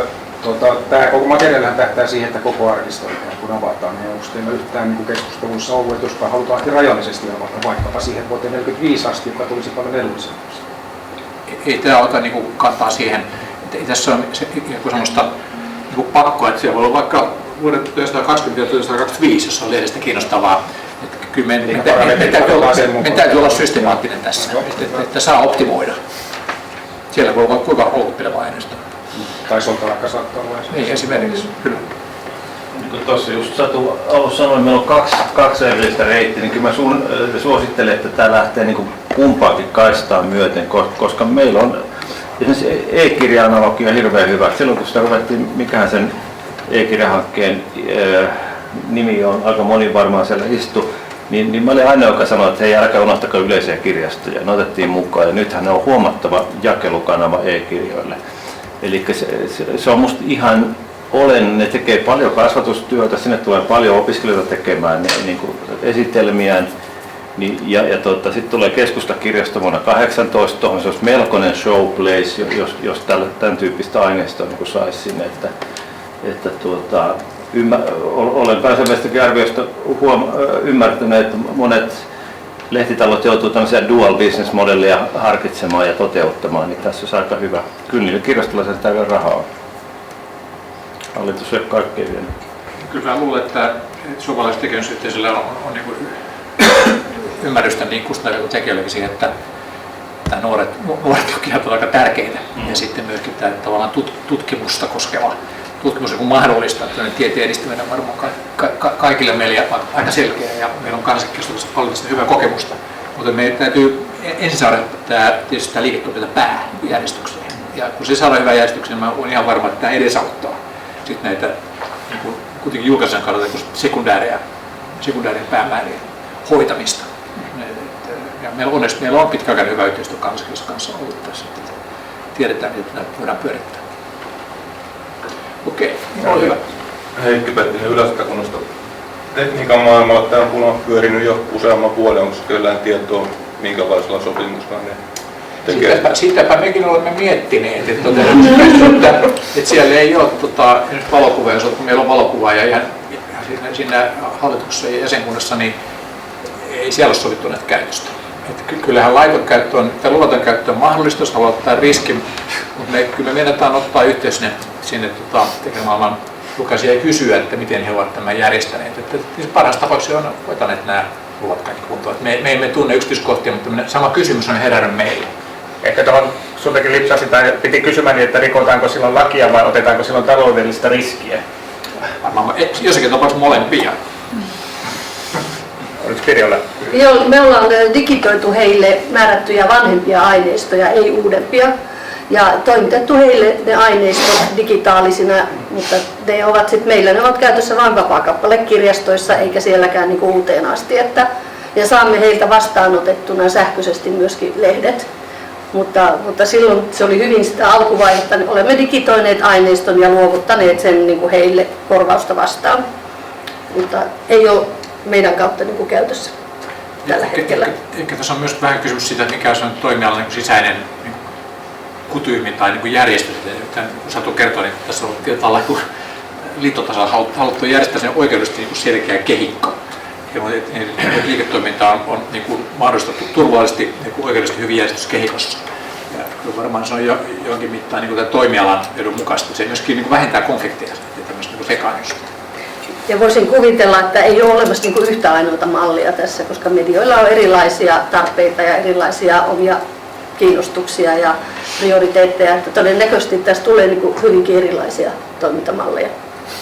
Ehkä vielä yksi, kun puhuttiin vuosista ja oikeuksista, niin siinä oli se 1910, niin onko sitä vanhempi onko jo niin kuin täysin vapaata? No, joo, me ollaan oikeastaan Kansalliskirjaston kanssa sovittu, ihan vaan sovittu, että mistä mennään, mistä pannaan poikki. Ja samaa poikkaisupaikkaa meidän pitää käyttää tietysti muillekin asiakkaille. Kyllä se nyt oli vähän myöhemmin kuin 10, se oli 16. Mä en vain enää muista, mitä se on. Mutta siis, jos alkaa niin kuin joka ikistä tekijää, niin joka tällä osaa elää kauhean vanhoiksi. Että siinä on ihan älytöntä eroa, että se pitää vaan massilinsiossa hinnoittelun kannalta pitää jostakin aloittaa. Joo, eli jos aloittaa 1800-luvulta, niin ei ole mitään riskejä. Ei sieltä voi ihan vapaasti. Bachiakin saa laittaa, nuotteekin voi laittaa sekkaan ihan vapaasti, kun katsoo vaan, että ne ei ole niin mitään sovituksia. Vanha aineisto on vapaata.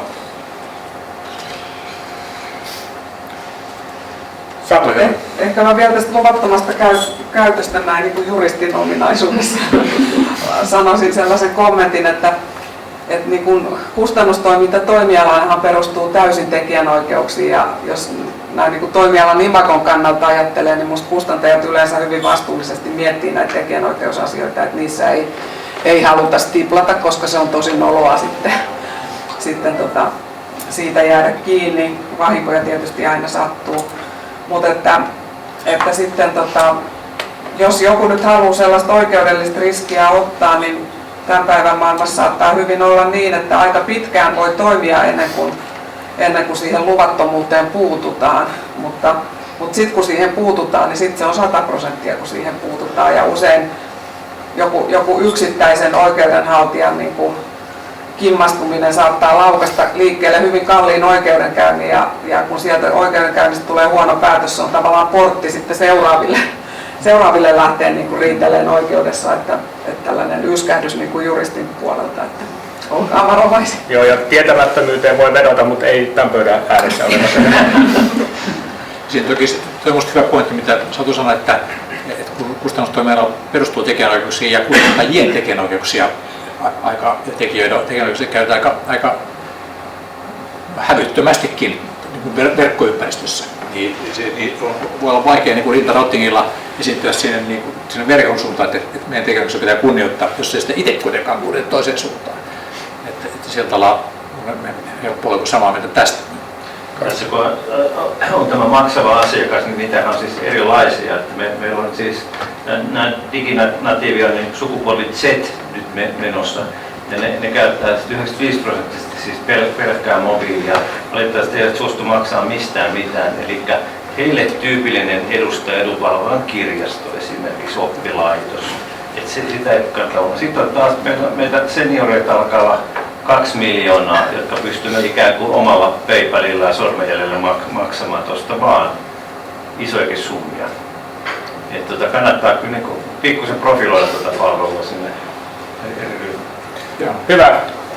Kansalliskirjasto pääsee vielä paremminkin ääniin 13.25, mutta sitä ennen mennään Kari Kaikkoseen ja Mediatalo Esan medialiiketoiminnan kehitysjohtaja ja viime vuosina ei nyt ottanut tätä elämäntehtäväksi, mutta on vienyt tätä hanketta voimakkaasti eteenpäin ja näyttää meille, mitä lehti voisi tällä käytännössä tehdä, joka konkretisoi sitä niin kuin kustantajan näkökulmasta, että minkälaista palvelua esimerkiksi voisi tuottaa.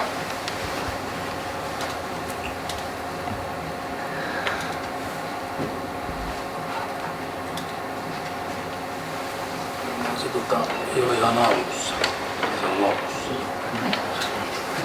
Joo, Kari Kaikkonen ja Lahdesta tullaan ja taustalta toimittaja ja riittävästi kokemusta siitä. Ja sen jälkeen kun tietokoneet keksittiin, niin on ollut tietotekniikan parissa Sanoma-lehtitalossa.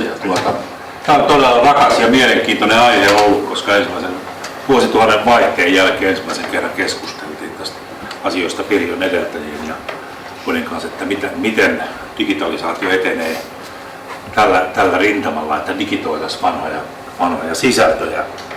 Ja todella sitä ollaan valmisteltu. Ja me oltiin mielenkiintoisessa hankkeessa mukana, nimeltä Komellus, jona aikana rakennettiin tällainen digitaalinen tiedonsiirtokanava Mediatalosta Kansalliskirjastolle.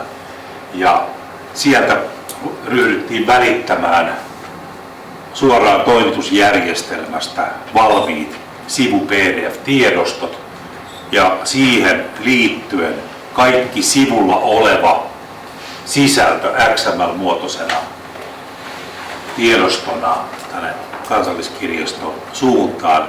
Ja tämän avulla saatiin rakennettua semmoinen hyvin tiivis paketti, joka nyt toimii täysin automaattisesti, että kaikki se data, mitä meidän julkaisussa on, ajetaan yöllä Kansalliskirjastoon, jossa se talletetaan sitten sinne tietojärjestelmään ja sieltä sitä on hyödynnettävissä sitten eteenpäin.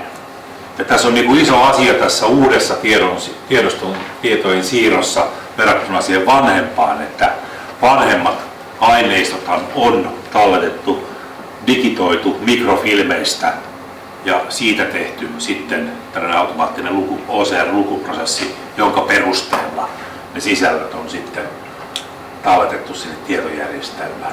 Ja me oltiin tässä hankkeessa mukana ja tehtiin niin kuin teknologiakumppanin kanssa ja sitten siinä oli Länkkäri Länsi-Savo myös mukana sitä hommaa rakentamassa ja me saatiin synnytettyä siitä ihan hyvä valmis paketti. Ja tähän hankkeeseen liittyen me pistettiin siihen jonkun verran omaa rahaa ja sitten Kansalliskirjasto vastapalveluksena digitoi kaiken meidän sisällön tähän järjestelmään. Sitten tehtiin se OCR-luku ja nyt meillä on vuodesta 1900 Etelä-Suomen Sanomat ja sen edeltäjät kaikki digitoituna löytyy tuolta järjestelmästä. Ja me päästään nyt käyttämään, meillä on sellainen väliaikainen soppari näiden digisisältöjen hyödyntämisessä, niin päästään joka päivä käyttämään toimituksen sisäisessä työssä sitä järjestelmää, jossa me haetaan suoraan Kansalliskirjaston kannasta sitä juttua, mutta se on sitten sisäiseen käyttöön tehty sopimus Kopioston Kansalliskirjaston ja meidän kesken. Eli tällaisista lähtökohdista me ollaan siihen hommaan lähdetty kiinni ja sitten meitähän kiinnostaa kovasti se juttu, että me haluttaisiin lähteä hyödyntämään sitä, tarjoamaan sitä palvelua kuluttajille, koska se on hyvin tärkeä asia meidän brändin ja tekemisen kannalta, että me pystytään palvelemaan kuluttajaa kaikilla sillä sisällöllä, mitä me on joskus tuotettu. Ja Ja tämähän on, meillä on lähtökohtana, että tämä on ainoastaan maksullista palvelua. Käytetään sitä missä tahansa, se on maksullista. Paitsi sellaisissa paikoissa, jos Kansalliskirjastossa on tutkijoita tekemässä asiaa, korkeakoulutasosta tutkimustyötä tai tällaista sovittua erityishommaa, siellä se tapahtuu tiettyjen pelisääntöjen mukaan. Mutta kaikki muu käyttö täytyy perustua korvaukseen, koska nämä mediatalot yleensä Yleä lukuun ottamatta elää liiketoiminnan avulla. Että se täytyy liittyä oleellisena osana siihen tekemiseen. Ja sellaista mallia ollaan oltu rakentamassa. Me on valmisteltu nyt erilaisissa työryhmissä ja muuten tätä tekemistä ja Kopioston kanssa hyvässä yhteisymmärryksessä päästiin ottamaan neliö juuri siitä ensimmäisestä ehdotuksesta ja laskemaan sitä käyttökorvauksen lähtötasoa oikealle tasolle. Se alkaa olemaan valmis käyttöön otettavaksi tässä pilottikeississä ja tekniseltä puolelta meillä on olemassa jo hyvin pitkälle valmiiksi määritelty palvelu ja toiminnallisuudet, jolla se pystytään sitten hyödyntämään ja näyttämään sitten tämä sisältö myös kuluttajille. Nyt siinä on vielä yksi sellainen steppi, joka ei ole minun mielestä enää mikään iso asia, vaan se on teknisen rajapinnan ja sellaisen toimintamallin sopiminen Kansalliskirjaston kanssa siitä, kuinka nämä sisällöt saadaan median käytettäväksi. Lähtökohtana tässä tekemisessä on se, että kuluttaja tulee tämän järjestelmän ja näiden järjestelmien kautta aina saamaan käyttöönsä sivun taikka kyseisen päivän julkaisun PDF-tiedoston.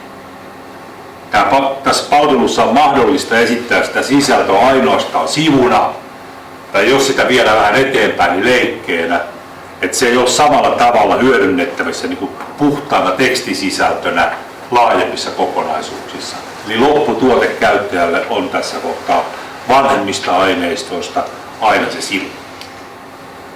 Ja mulla on sitten muutamia esimerkkejä tehty että miten noita asioita voi hyödyntää. Lahdesta ollaan ja siellä on 6 kertaa järjestetty hiihdon maailmanmestaruuskilpailut, niin otinpa sitten yhden päivän tuosta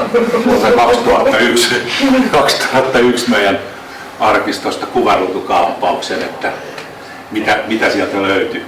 Tämä on siinäkin mielessä esimerkki, että me ollaan käyty näitä aineistoja läpi, että millä tavalla tätä voi liiketoiminnassa hyödyntää, niin totta kai jos tausta-aineisto on helposti saatavilla ja sitä pystyy tutkimaan ja katsomaan niin me on esimerkiksi tehty MM-hiihdoista historia, joka nyt julkistetaan lokakuussa. Se tulee myyntiin verkkoon ja kirjakauppoihin ja kaikkialle muuallekin. Siinä ollaan hyödynnetty meillä olevaa tietoa. Totta kai siinä on sitten urheilumuseo ja kuitenkin järjestelmien tai tahojen aineistoja, mutta periaatteessa tämän tyyppinen palvelu voi käynnistää sellaisen palveluprosessin tai tuotteen rakentamisen, joka aikaisemmin on ollut hyvin vaikeaa, koska se tietoa ei ole saatavilla. Onko se teidän vai Vuodenkin kustantama tämä kirjakunta? Se on meidän kustantama. Mä voin heittää linkin. Joo. Eli kuinka me ajatellaan sitä asiaa?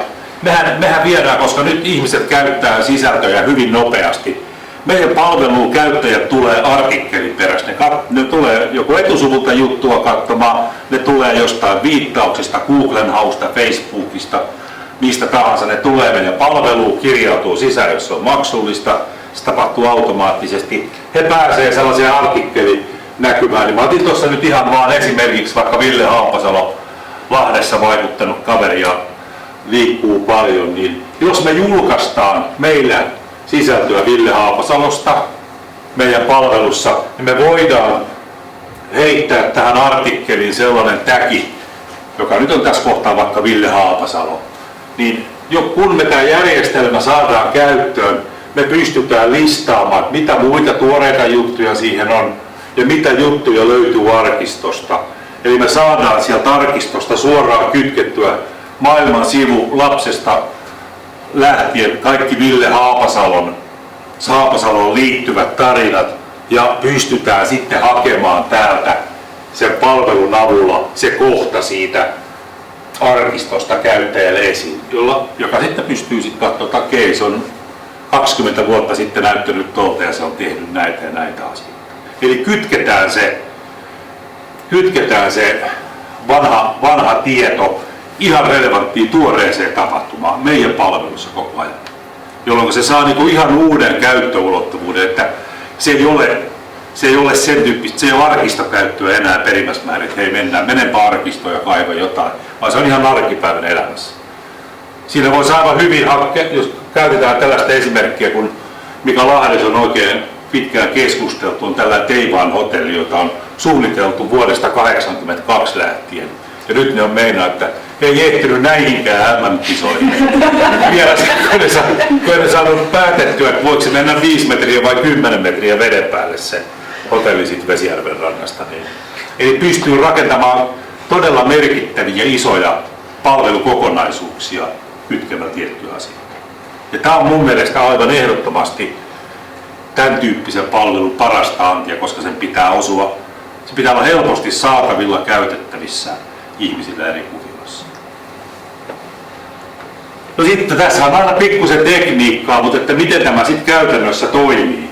Kansalliskirjasto on omien järjestelmänsä kanssa täällä, mutta jotta tämä homma saadaan pelaamaan, niin tämä koko meidän sisältökokonaisuus, kaikki se sisältö, mitä me on tehty, OCR on luettu sieltä kannasta, sitä on varmaan nyt vähän alle 600 000 sivua. Se on vissiin suurin suomalainen tällainen niin tämän tyyppiseen sisältöön liittyvä massakokonaisuus. Niin tämä koko tekstikokonaisuus me pitää saada meidän palveluun. Me on katsottu jo minkälaista se on mallilla. Me laitetaan se meidän tuonne tietokantaa, se indeksoidaan valmiiksi. Ja sitten kun me tehdään niitä sisältöjä, me päästään viittaamaan niihin hakusanoihin täältä järjestelmästä automaattisesti. Ja kun täältä klikataan, että hei mä haluan toi jutun, niin silloin tämä meidän palvelu käy hakemassa sen kyseisen sivun Kansalliskirjaston palvelusta tällaisen HTTPS-kutsun avulla ja esittää käyttäjälle. Ja tässä on taustalla se, että Kansalliskirjasto haluaa niin, että he tietää ja pystyy seuraamaan ja näkee kuinka paljon sisältöä käytetään, niin jokainen tämmöinen kutsu sitten kirjautuu tuonne, mitä tuolta haetaan, ja siinä tapahtuu sitten tällainen transaktio. Me hallitaan noita käyttäjiä ja haetaan täältä palvelusta haluttu sisältö tonne ja siinä se toimii. Tämä on loppupelistä hyvin yksinkertainen niin kuin se malli, miten sitä viedään eteenpäin. Herääkö tässä vaiheessa jo kysymyksiä aiheesta? Miten nämä ulkopuoliset hakukoneet, niin Google esimerkiksi, niin ottaisi ne sitä vanhoista hakusanojen perusteella tämän sivun esiin? Hakukoneet ei pääse tänne sivuihin, koska nämä on vain Kansalliskirjaston järjestelmässä, ne on kuvia. Ei ne niihin pääse. Mutta tietysti se tunnistaa niitä otsikkoelementtejä, joita meidän sivulla tiettyihin asioihin viittaa. Että sieltä löytyy sitten viittausta. Google tuo sen käyttäjän sinne meidän artikkelisivulle. Eli me päästään tyrkyttämään sitä meidän sisältöä sinne. Eli se toimii siinä mielessä niiden kärkien ja tämän indeksoidun datan osalta. Paljonko tuommoinen sivu maksaa? Käyttäjälle. Siinä on meidän mallissa se on maksullisen tuotteen niin kun ostaja, se voidaan myydä erikseen tai se on osana meidän tätä kokonaistuotepakettia. Tai sitten tarjotaan erikseen käyttöoikeutta arkistoon. Eli käyttötapoja on niin kun, voi olla meidän digitilaaja, voi olla meidän kombotilaaja tai sitten special paketilla. Mulla on ihan tämmöinen tekninen kysymys, että puhuit tuosta OCR-lukemisesta ja joskus itsekin sitä vähän tutkineena totesin, että OCR:n kanssa niin lukutarkkuus voi olla vaikka 98%, mutta sitten se 2%, mikä jää, niin se tekee siitä aineistosta joko käyttökelvottoman tai hyvin työlään. Niin miten te olette tämän ratkaissut? No ei siinä on omat haasteensa kyllä ne omat tarkoituksensa, mutta kyllä se yllättävän hyvin antaa se tuloksen. Tähän Saanko mä puhua hetken vähän teknisemmin noin? Okei. Eli kun sivu luetaan nyt, niin siitä on talletetaan tämmöinen auttotiedosto, jossa on kaikki siihen sivuun liittyvä data. Ja se tunnistaa tämä OCR-luku siltä sivulta näistä vanhemmista aineistoista sen tekstikappaleen. Se ei esimerkiksi pysty tunnistamaan artikkelia, otsikkoa, sisältöä, leipätekstiä, näitä elementtejä, koska vanhoissa lehdissä ja sivuissa ne on hyvin tällaisia laajoja ne käsitteet, että se tunnistaa aina yhden kappaleen tekstistä tietyltä sivulta. Sitten se tietää sen paikan, missä se on.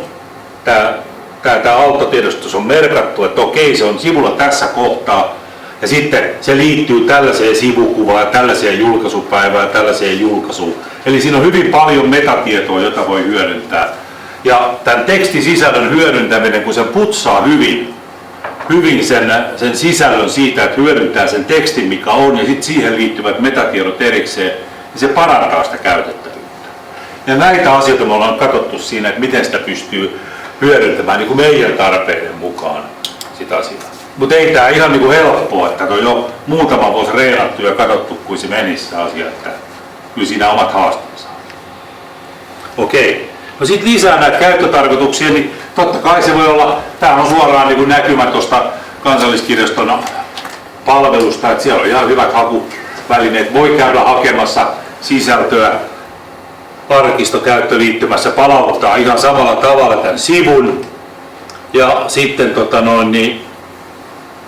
kuin se toimii tuolla taustalla, silloin kun meillä on tekstihaku, se käyttää taas tätä indeksoitua dataa, sitten se välittää tällaisen sivukuvapyynnön ja lähettää tuonne eteenpäin. Eli periaatteessa sama malli, mutta silloin haetaan puhtaasti niin kuin tekstihaun perusteella sitä. Tai sitten voi käydä hakemassa julkaisua. Tämäkin on Kansalliskirjaston arkiston näkymästä, tämä millä tavalla siellä on listattu näitä juttuja. Niin voi käydä hakemassa tietyn päivän ja se palauttaa sitten hakutuloksen yhden päivän lehden kaikki numerot. Eli sieltä voi pyytää sitten PDF-tiedostona, että anna mulle nyt vaikka 29. päivä 9.17 julkaisu tänne ja sä pääset sitä katsomaan. Tosin se 17 vuoden lehti on vähän vaikea käyttää, kun se on fraktuuraa, mutta kuka sitä osaa lukea. Mutta tämä toimintamalli on eli vielä tiivistettynä. Paras ja fiksuin tapa on yhdistää se olemassa olevaan verkkosisältöön niiden sisältöjen perusteella, josta julkaistaan sisältö. Toinen tapa on avata ihan tällainen arkistonäkymä, että voi vapaan tekstihavun avulla hakea sisältöjä, listata niitä, katsella. Silloin se on jo puhtaammin niin kuin arkiston käyttöä. Ja kolmas tapa on hakea sitten kokonaista julkaisua sieltä halutusta päivämäärästä ja hakea sitä sitten käyttöasemaan. Et se on se malli tuossa, kuinka on ajateltu toimivan. Se, että me on tätä asiaa ajateltu, niin on pyritty tässä Sanomalehtien liiton tässä työryhmässä hakemaan sellaista toimintamallia, joka sopisi kaikille medioille. Ja periaatteessa tästä ratkaisusta, kun ollaan käyty nyt keskusteluja, niin tavallaan tämä meidän keissi, mitä me ollaan piirretty, niin olisi monistettavissa aivan yhtä hyvin sitten Länsi-Savolle tai Hesarille tai kelle tahansa, koska tämä on hyvin suoraviivainen tapa. Ja mullahan on itse asiassa taka-ajatuksena se, että me ollaan tätä tosi pitkään valmisteltu. Jos me saadaan tuo rajapinta ennen lumia meille, niin tämä on ensi keväänä ulkona tämä koko palvelu. Et ei tämä sen pitempään enää vie tämän tekeminen, koska se on hyvin pitkälle määritelty ja rakennettu jo se juttu.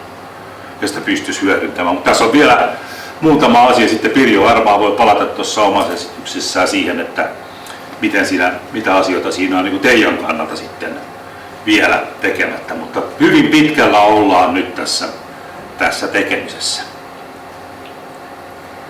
Kiitos Kari, tässä on hyvä kaari sieltä juridiikasta ja tekijänoikeuksista sitten tähän varmasti helposti ymmärrettävään muotoon, mitä sillä voisi saada aikaan, ja arkistosta arkipäivää slogan tuosta irtos helposti, mutta onko vielä kysymyksiä tästä? Voisin kysyä Yle. Vähän ehkä ironinen asia, eli STT:stä piilaajemmussakin. Tää nyt kun tämä haku tavallaan perustuu tekstiaineistoon, onko teillä ajatusta siitä, että jossain vaiheessa käytettäisiin vaikka jonkunlaista kuvantunnistusta tai muuta, joihin kuitenkin teknologiat nykyään jo niinkin alkaa olla, että pystyttäisiin hakemaan myös niin kuin tavallaan arkistosta sitten kuvamateriaalia, joka liittyy johonkin. No, periaatteessa kaikki tuoreempi aineisto, meillä on itselläkin kun me toimitetaan, niin tuoreemman sisällön puolellahan meillä on todella paljon mahdollisuuksia viedä niitä asioita eteenpäin, koska ne on XML ja siellä me luetaan sitten jo IPTC-luokat tiedot kaikista, että niihin me päästään tosi hyvin kiinni, mutta nyt tässä esityksessä mä oon keskittynyt lähinnä siihen 199 ja sitä vanhempaan aineistoon, joka on todella niin kuin luettu sivukuvista, se on tehty niistä mikrofilmeistä ja lähtökohtana on se, että meillä on niin kuin sivukuva, mikä me sieltä haetaan käyttäjälle, mutta totta kai miten teknologia pystyy hyödyntämään, kaikki kelpaa kyllä, mutta tämä on niin kuin todella isosta massoista muista kysymys, että tämä palvelu täytyy pitää hyvinkin selkeänä ja yksinkertaisena, jotta se palvelee käyttäjää tuossa vaiheessa. Tuoreemman aineiston kanssa on todella helppo pelata. Joo, sitä juuri tarkoitin, että kun tuoreessa aineistossa usein on myöskin sitä metadataa jo, että niistä kuvista niin löytyy myös hakusanaa ja muuta. Vanhemmassa aineistossa harvoin sellaista on, ja silloin niin kun tullaan siihen kuvan tunnistamiseen ja siihen, että sieltä pystytään tunnistamaan elementtejä niin kuvatunnistuksen avulla. Kyllä, joo. Niin se oli lähinnä niin ajatuksena. Kyllä, se on toi vaihe 2 kyllä varmasti tulossa, mutta niin. Se mitä meillä on kokemusta, meillä on nyt toistakymmentä vuotta niin kuin näköislehteäkin ollut verkossa, niin sen käyttäminen sinne vähän pitemmälle niin kuin 5-6 vuoden päähän, niin se on prosentuaalisesti se on tosi pientä. Et ihmiset menisivät niin arkistopalvelun kautta käyttämään sitä. Mun rohkea arvaus on, että tästä ei kannata rakentaa arkistopalvelua medialle, vaan se pitää kytkeä olemassa oleviin sisältöihin, asioihin, joista on niin kuin konkreettisia esimerkkejä kuvia, jolloin se avautuu. Et se on se homma clue tossa, että se pitää saada osaksi. Sen takia se on oltava niin kuin medialla hyvin hanskassa se homma, että tässä ei voi tehdä niin, että hei hyppääpä nyt jonnekin Kansalliskirjaston tai jonkun kirjaston tai muu palvelu, vaan se on oltava niin kuin itsellä hanskassa. Oliko muita?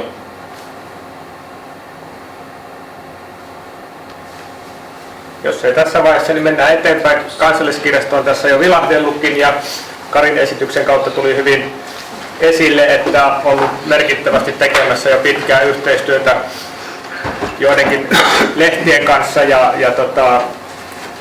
johtaja Pirjo Karppinen Digitointi- ja konservointikeskuksesta Mikkelistä kertoo, mitä Kansalliskirjasto on jo tarjonnut lehdille ja mitä voi tarjota sitten laajemminkin tällä alueella.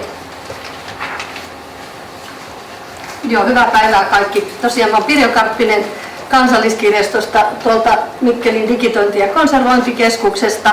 Ja olen ollut siellä töissä nyt reilut 3 vuotta, että mulla on tämmöinen yrityspohjainen tausta ja olen ollut niin kuin tekemässä lehtiä ja toimittamassa ja ostamassa medialta julkisuusmediatilaa. Eli sitä kautta tämä lehti ja media on mulle sydämen asia ja hyvin läheinen juttu.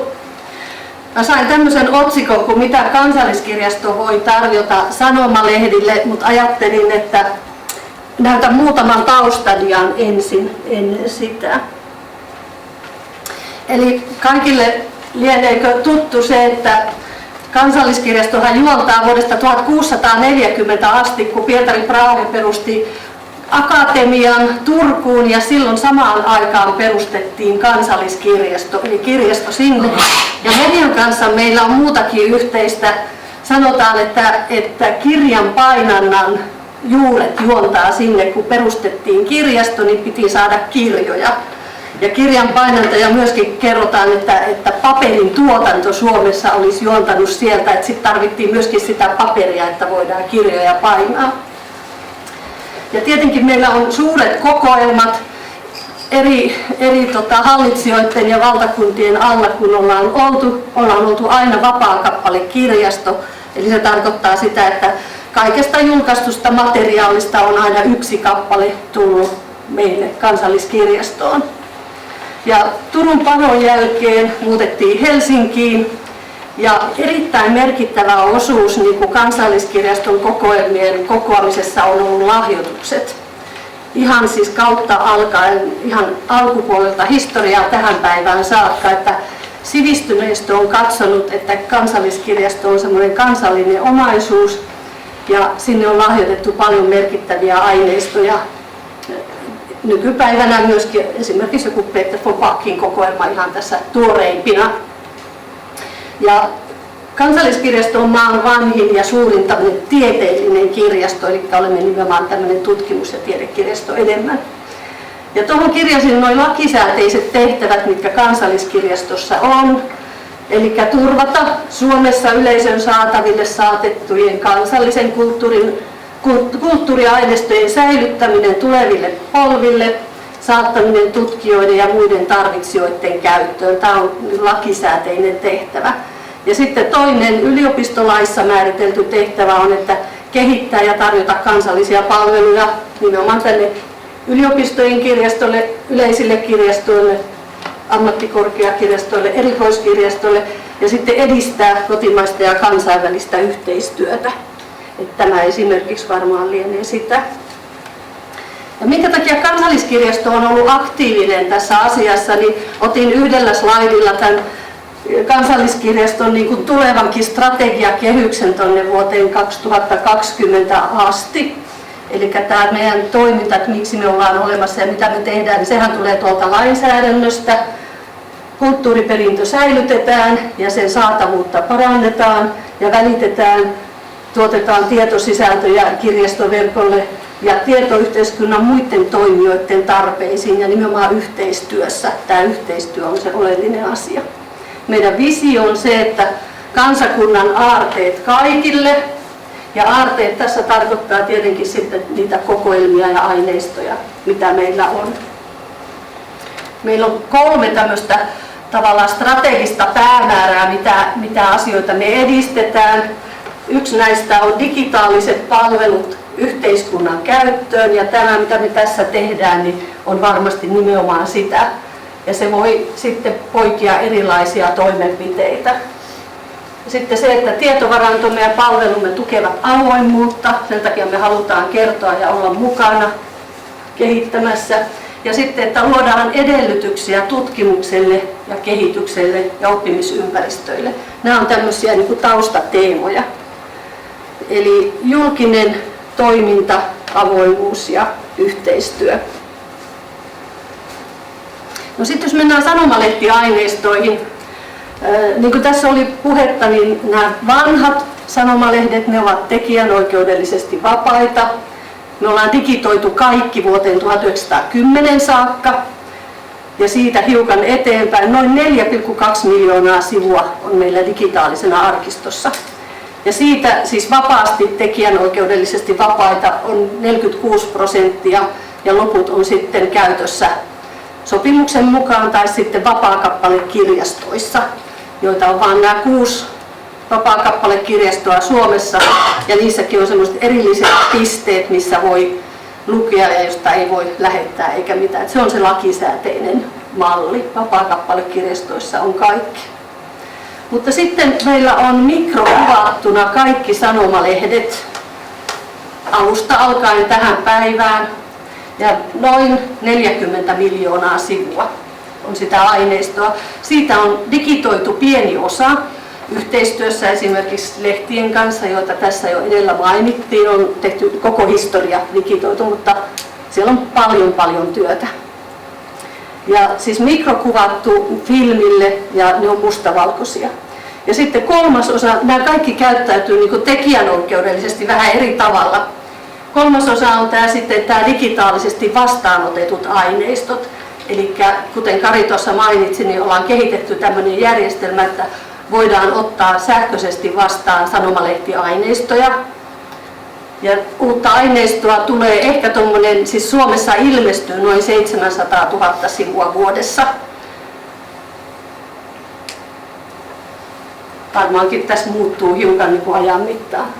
Ja ajatushan on tietenkin se, että suuri yleisö, miten se sitä voi saada, että median kautta nyt näissä piloteissa niin median kautta sisäiseen käyttöön, tilaajien käyttöön, ja meillähän ei ole mitään sitä vastaan, että media voi käyttää meidän puolesta sitä, kuten näkee tarpeelliseksi. Mutta Kansalliskirjaston tämmöinen yhteiskunnallinen tehtävä on nimenomaan tämä sisäinen käyttö, mutta etenkin tämä tutkimus ja opetus, kirjastojen käyttö. Eli sinne me halutaan tätä aineistoa niin kuin meidän kautta välittää. No, mitä Kansalliskirjasto sitten voi sanomalehdille tarjota? Ensimmäinen oli tämä digitointikumppanuus. Eli me olemme digitoineet kumppanuutena aika useiden sanoma- ja aikakausilehtienkin aineistoja. Ja se kumppanuus tarkoittaa sitä, että Kansalliskirjasto digitoi ne aineistot omista kokoelmistaan ja julkaisija saa sen digitoinnin edulliseen kumppanuushintaan. Kansalliskirjasto osallistuu siihen digitoinnin hintaan. Mutta niin kuin vastapainoksi siitä Kansalliskirjasto saa sitten tämän yhteiskunnallisen tehtävänsä mukaisesti saattaa sen aineiston tänne tutkimuksen ja opetuksen käyttöön. Että jos digitoidaan myöskin siis ilman tätä lupaa, mutta silloin se ei ole kumppanuus, silloin se digitointi on normaalihintainen. Että kumppanuus alentaa sitä hintaa.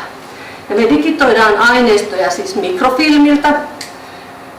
Kaikki lehdet on mikrofilmattu. Mikrofilmillä oleva aineisto on mustavalkoista ja siellä on sitä vanhaa ja myöskin uutta.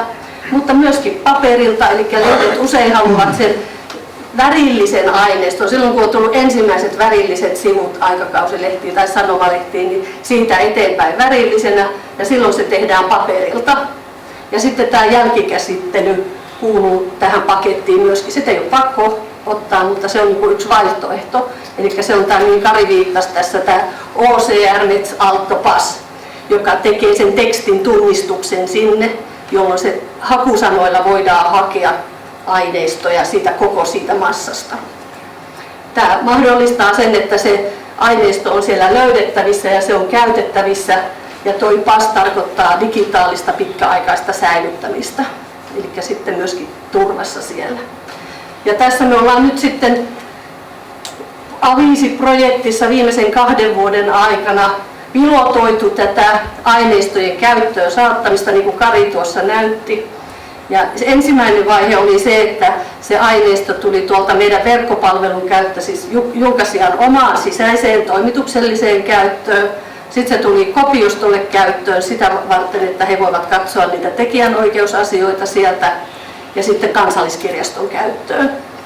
Ja sitten kaikki muu käyttö niin sovittiin, että minne se tulee.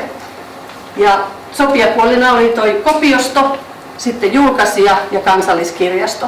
Ja nyt meillä on paraikaa pyörimässä nämä pilotit, eli näissä piloteissa tätä aineistoa, näiden 2 lehden aineisto kautta koko historian on avattu käyttöön peruskoulujen opetustyössä Mikkelin seudulla, lukioissa koko Mikkelin seudulla.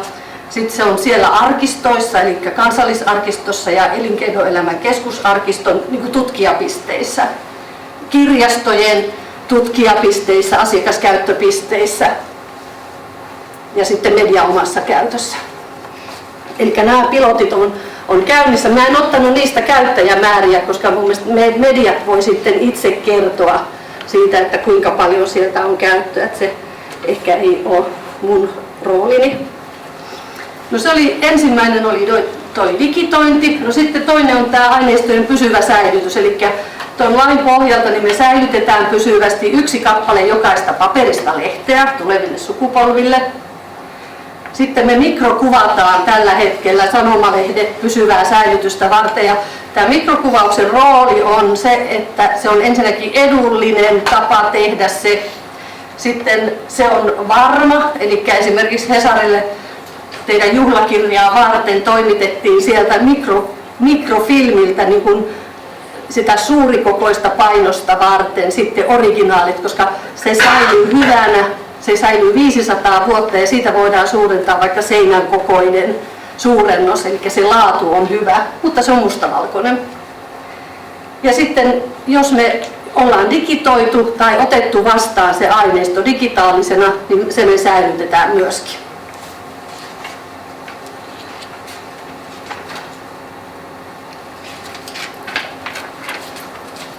No sitten aineistojen sähköinen vastaanotto on tämmöinen kolmas palvelu, mitä Kansalliskirjasto voi tarjota. Eli otetaan lehtiaineistoja sähköisesti vastaan digitaalisena joko suoraan toimitusjärjestelmästä, se on joidenkin lehtien kanssa toiminnassa, tai sitten otetaan painokelpoisena PDF-nä, se on toinen vaihtoehto.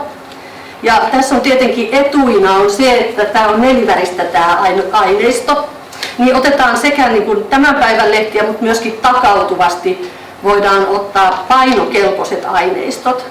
Näitä arkisto- tai näyttö-PDF:iä, ne eivät kelpaa tähän pitkäaikaiseen säilytykseen, vaan silloin kun ne on painokelpoisia aineistoja, niin sellaiset.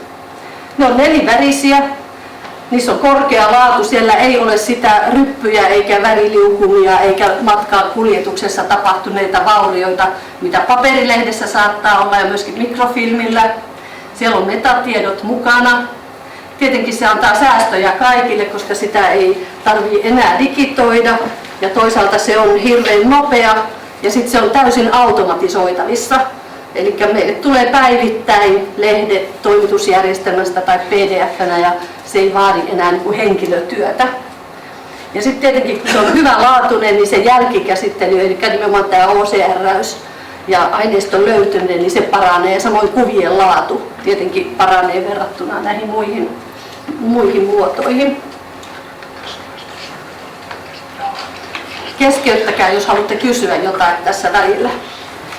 No sitten neljäs tämmöinen palvelumuoto on tämä meidän digikansalliskirjasto.fi-sivusto, josta löytyvät siis kaikille vapaat lehdet sinne vuoteen 1910 saakka on täysin vapaita ja voitte katsoa niitä. Ja sitten sanomalehtiä, tässä näkyy päivittäin se määrä, mitä me ollaan digitoitu. Mehän ei avata niin kuin vastaanotettuja kuin aina vuosittain. Eli siellä sit aina vuodenvaihteessa tulee semmoinen pumpsi lisää. Ja täällä on hakutekijöitä, joilla sitten sitä aineistoa pääsee hakemaan, ihan Google-tyyppiset haut. Siellä on lehden mukaan, kielen mukaan, sivun mukaan, aikavälin mukaan, julkaisupaikan mukaan. Ja täältä kysymysmerkin takaa löytyy lisää hakuohjeita. Että tässä vaiheessa en niin tätä rupea demoamaan, mutta käykää ihmeessä katsomassa. Se on uudistettu tässä viimeisimmässä projektissa ja on aika toimiva hakujärjestelmä. Ja tässä voi sanoa, että tämä on siis sanomalehtien kohdalta, mutta sama hakujärjestelmä toimii aikakausilehdillä. Niitä me on digituttu noin 6 miljoonaa sivua. Ja sitten siellä on pienpainetteita ja vähän jotain muutakin aineistoa.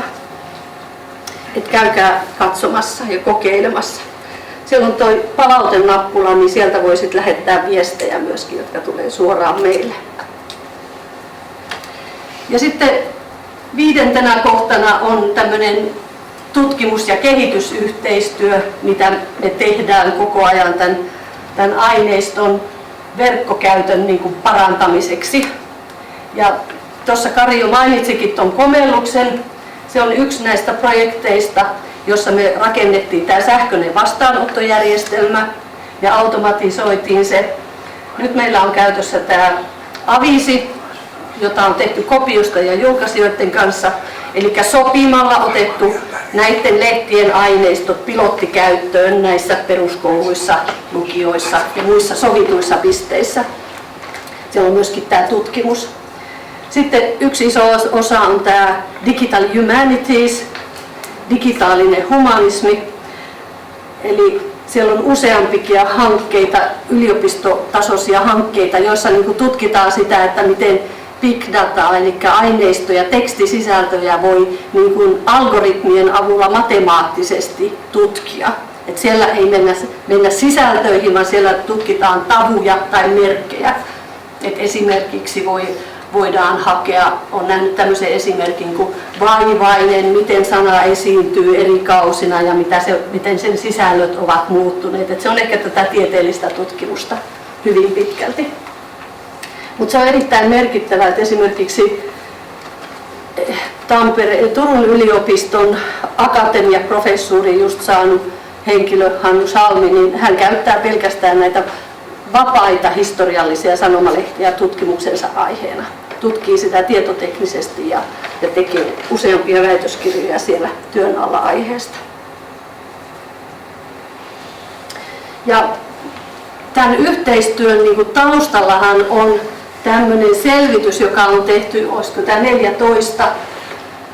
Outi Somervuori on toteuttanut tällaisen tutkimuksen kustantajien näkymiä vanhojen sanomalehtien digitaaliseen käyttöön. Tämä oli aika laaja haastattelututkimus, jossa niin kuin todettiin, että lehdet olivat kiinnostuneita mahdollisuudesta tehdä yhteistyötä Kansalliskirjaston kanssa nimenomaan tämän arkistoaineiston digitoinnissa ja sen käyttöön saattamisessa, että miten se olisi mahdollista.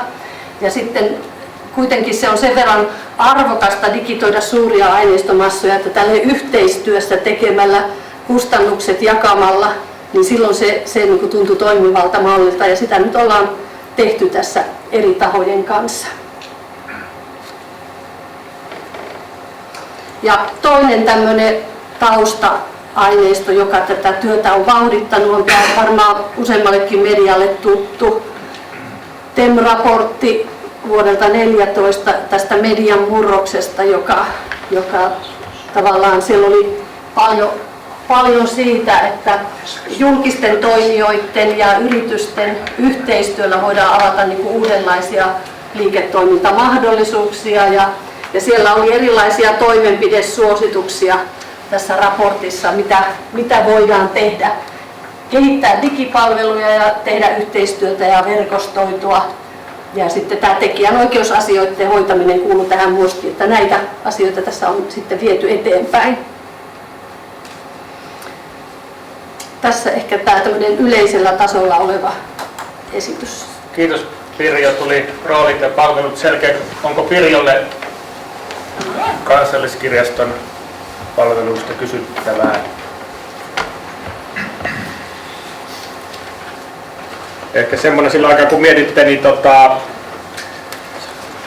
jos ei tuossa tullut esille, niin näissä, että tietyt lehdet on tehnyt pitkällekin menevää yhteistyötä, niin on sitten ollut mukana myöskin julkista rahaa, että on ollut hankkeita, joissa on ollut EUn aluekehitysrahaa ja sitten lehtien omaa panosta ja samalla kehitetty näitä asioita. Ja sittenhän tässä tulee osana näitä kumppanuuksia sovitaan edullisemmasta hinnasta ja sitten antamisesta johonkin käyttöön kirjaston kautta, niin jokaisen kustantajan oma harkinta, että tieteellinen tutkimuskäyttö yleensä OK ja opetuskäyttö kokeillaan. Se on harkinta, että onko se, mitkä hyödyt tai uhat siinä on. Ja sitten jos puhuttaisiin niin kuin suurelle yleisölle kirjastojen kautta, niin kaikilla kellot jo kilkattaa, että olisiko tämä sitten sitä omaa liiketoimintaa, mutta tähän niin kuin liitto ei vedä niitä rajoja, vaan jokainen kustantaja miettii sen oman yleisönsä ja liiketoimintansa ja näiden kautta. Mutta yleisiä kysymyksiä vielä koko pöydälle, ole hyvä. Joo, Mikko Salmi Demokraatti-lehdestä. Semmoinen kysymys vielä, on oikein, että kun mietitään sitä kaupallista niin mahdollisuutta, että se pystyy myöskin irrottamaan siitä digiaineistosta jotain siis mielenkiintoisia vanhoja ikään kuin tämmöistä niin kuin retro-mainoskamaa, josta voi tehdä siis erilaisia tuotteita, siis paitoja, mukeja, mitä ikinä. Siis onko tämmöinen niin kuin liiketoimintamalli miten mahdollinen ja helppo? Se on mahdollinen. Jukka-Pekka sitten tulkitsee, että onko tämä sen lain tarkoittamaa vai mitä? Niin, että minkälainen alusta on niin lehden käyttöön alkuperäisessä tarkoituksessa, onko paita? Olisiko paita siihen? Vähän epäilen, että ei se sopimuksessa ole tarkoitettu sellaisen lehdenaineiston niin jatkokäyttöön. Voitaisiko se sopia sitä muuten, niin voi olla. Mutta kyllä mä lähtisin siihen, että tuo yleislupa. Ja ikään kuin saat tehdä vaikka mukeja, jos on vaikka Pertti Paasion naamoja tai mitä se laittaa. Niin kun sitä myytäisiin tuotteena, niin siis todella mielenkiintoisia, meillä on vanhoja tupakkamainoksia, jotka on niin kuin ihan huikein retro. Olisin tuossa niin varovainen, että se idea on se, että se sopimus niin auttaa siihen, että se lehtijulkaisua voi hyödyntää digitaalisessa ympäristössä kustantaja siinä niin julkaisutoiminnassa, se on se idea. Sitten jos mennään, niin että tehdään niin juuristetta tai iPadin kansijuttua tai mitä vaan, niin se on kuitenkin toisenlaista käyttöä kuin julkaisutoiminta. Sä vielä sen verran, Jukka, sanot, että se on sovittava toisin, mutta sovittavaa teidän kanssa kuitenkin. Niin sanotaan, että kyllähän me ollaan valmiit keskustelemaan tekijänoikeusjärjestönä erilaista julkaisen toiminnan edistämistä. Päästäkseen lopputulokseen, niin en voi kyllä luvata, koska tuossa moraalisoikeus, tekijöiden moraalisoikeus kaiken näköistä. Eli sitten suoraan tekijöiden kanssa, sitten kaikki. Niin. Siis Kuopiossa on yksi osuuskunta Sampo, joka on tehnyt siis meidän vanhasta lehtikannasta aivan hurmaavia jääkaappimagneetteja, jotka on humoristisia, jotka on hauskoja, eikä siitä ole teiltä kysytty mitään, koska siinä vuosi on 1916, että käytä sitä hyväksi. Joo, Kari. Niin, kyllä nimenomaan tuo palvelu mahdollistaa sen, mutta siitä on vaan oikeudenhaltijalta kysymys se lupaus. Philip Morris tai joku muu, jos se löydy oikeudenhaltija, niin käyttää. Jos niin tämä juristihattu pannaan oikein päähän ja ottaa siellä keikkaroida, niin nämä tekijän moraaliset oikeudet säilyy myös suojan jälkeen ja periaatteessa niin opetus- ja kulttuuriministeriön valvoja me tiedetään, että Robinson Crusoe romaanista tehtiin niin huono versio, että opetus- ja kulttuuriministeriö puuttui siihen aikoinaan. Että jos menee ihan niin kuin hävittäminen puoli, niin riski on, että joku voi joskus puuttua siihen. Mutta tämä on todellinen kuriositeetti ja hyvin harvinaista.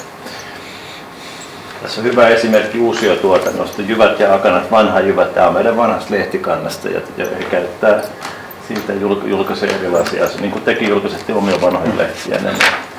Niin ehkä tässä voi vielä sen verran niin yksityiskohtiin mennä, että siis toi liittymä, minkä kautta nuo lehdet on niin käytettävissä, niin siis siinähän meillä on semmoinen käyttäjähallinta kehitetty tässä viimeisimmässä projektissa, että me voidaan avata se aineisto käyttöön tästä päivästä tähän päivään. Sanotaan nyt vaikka Etelä-Suomen Sanomien aineisto, niin se on avattu nyt tuohon pilottikäyttöön vuoteen 2013 asti. Eli siellä voidaan sääditä, että mistä päivästä mihin päivään, mikä lehti ja kenelle. Eli tavallaan niin kuin nämä elementit on siihen kehitetty. Ja sitten nyt siellä tehdään myöskin tähän tekijänoikeudelliseen poistopyyntöön liittyvä työkalu, eli silloin voidaan piilottaa sitten näkyvistä sellainen aineisto, jos tekijä pyytää, että hänen aineistoa ei saa näyttää. Sen takia tämä Karin kehittämä ajatus on se, että se haetaan se aineisto aina näkyville sieltä Kansalliskirjaston sivulta, koska silloin jokaisen lehden ei itse tarvitse tehdä sitä piilotusta, vaan sitten voidaan tehdä yhdessä paikassa yhden kerran, joka sitten tietenkin säästää resursseja ja aikaa.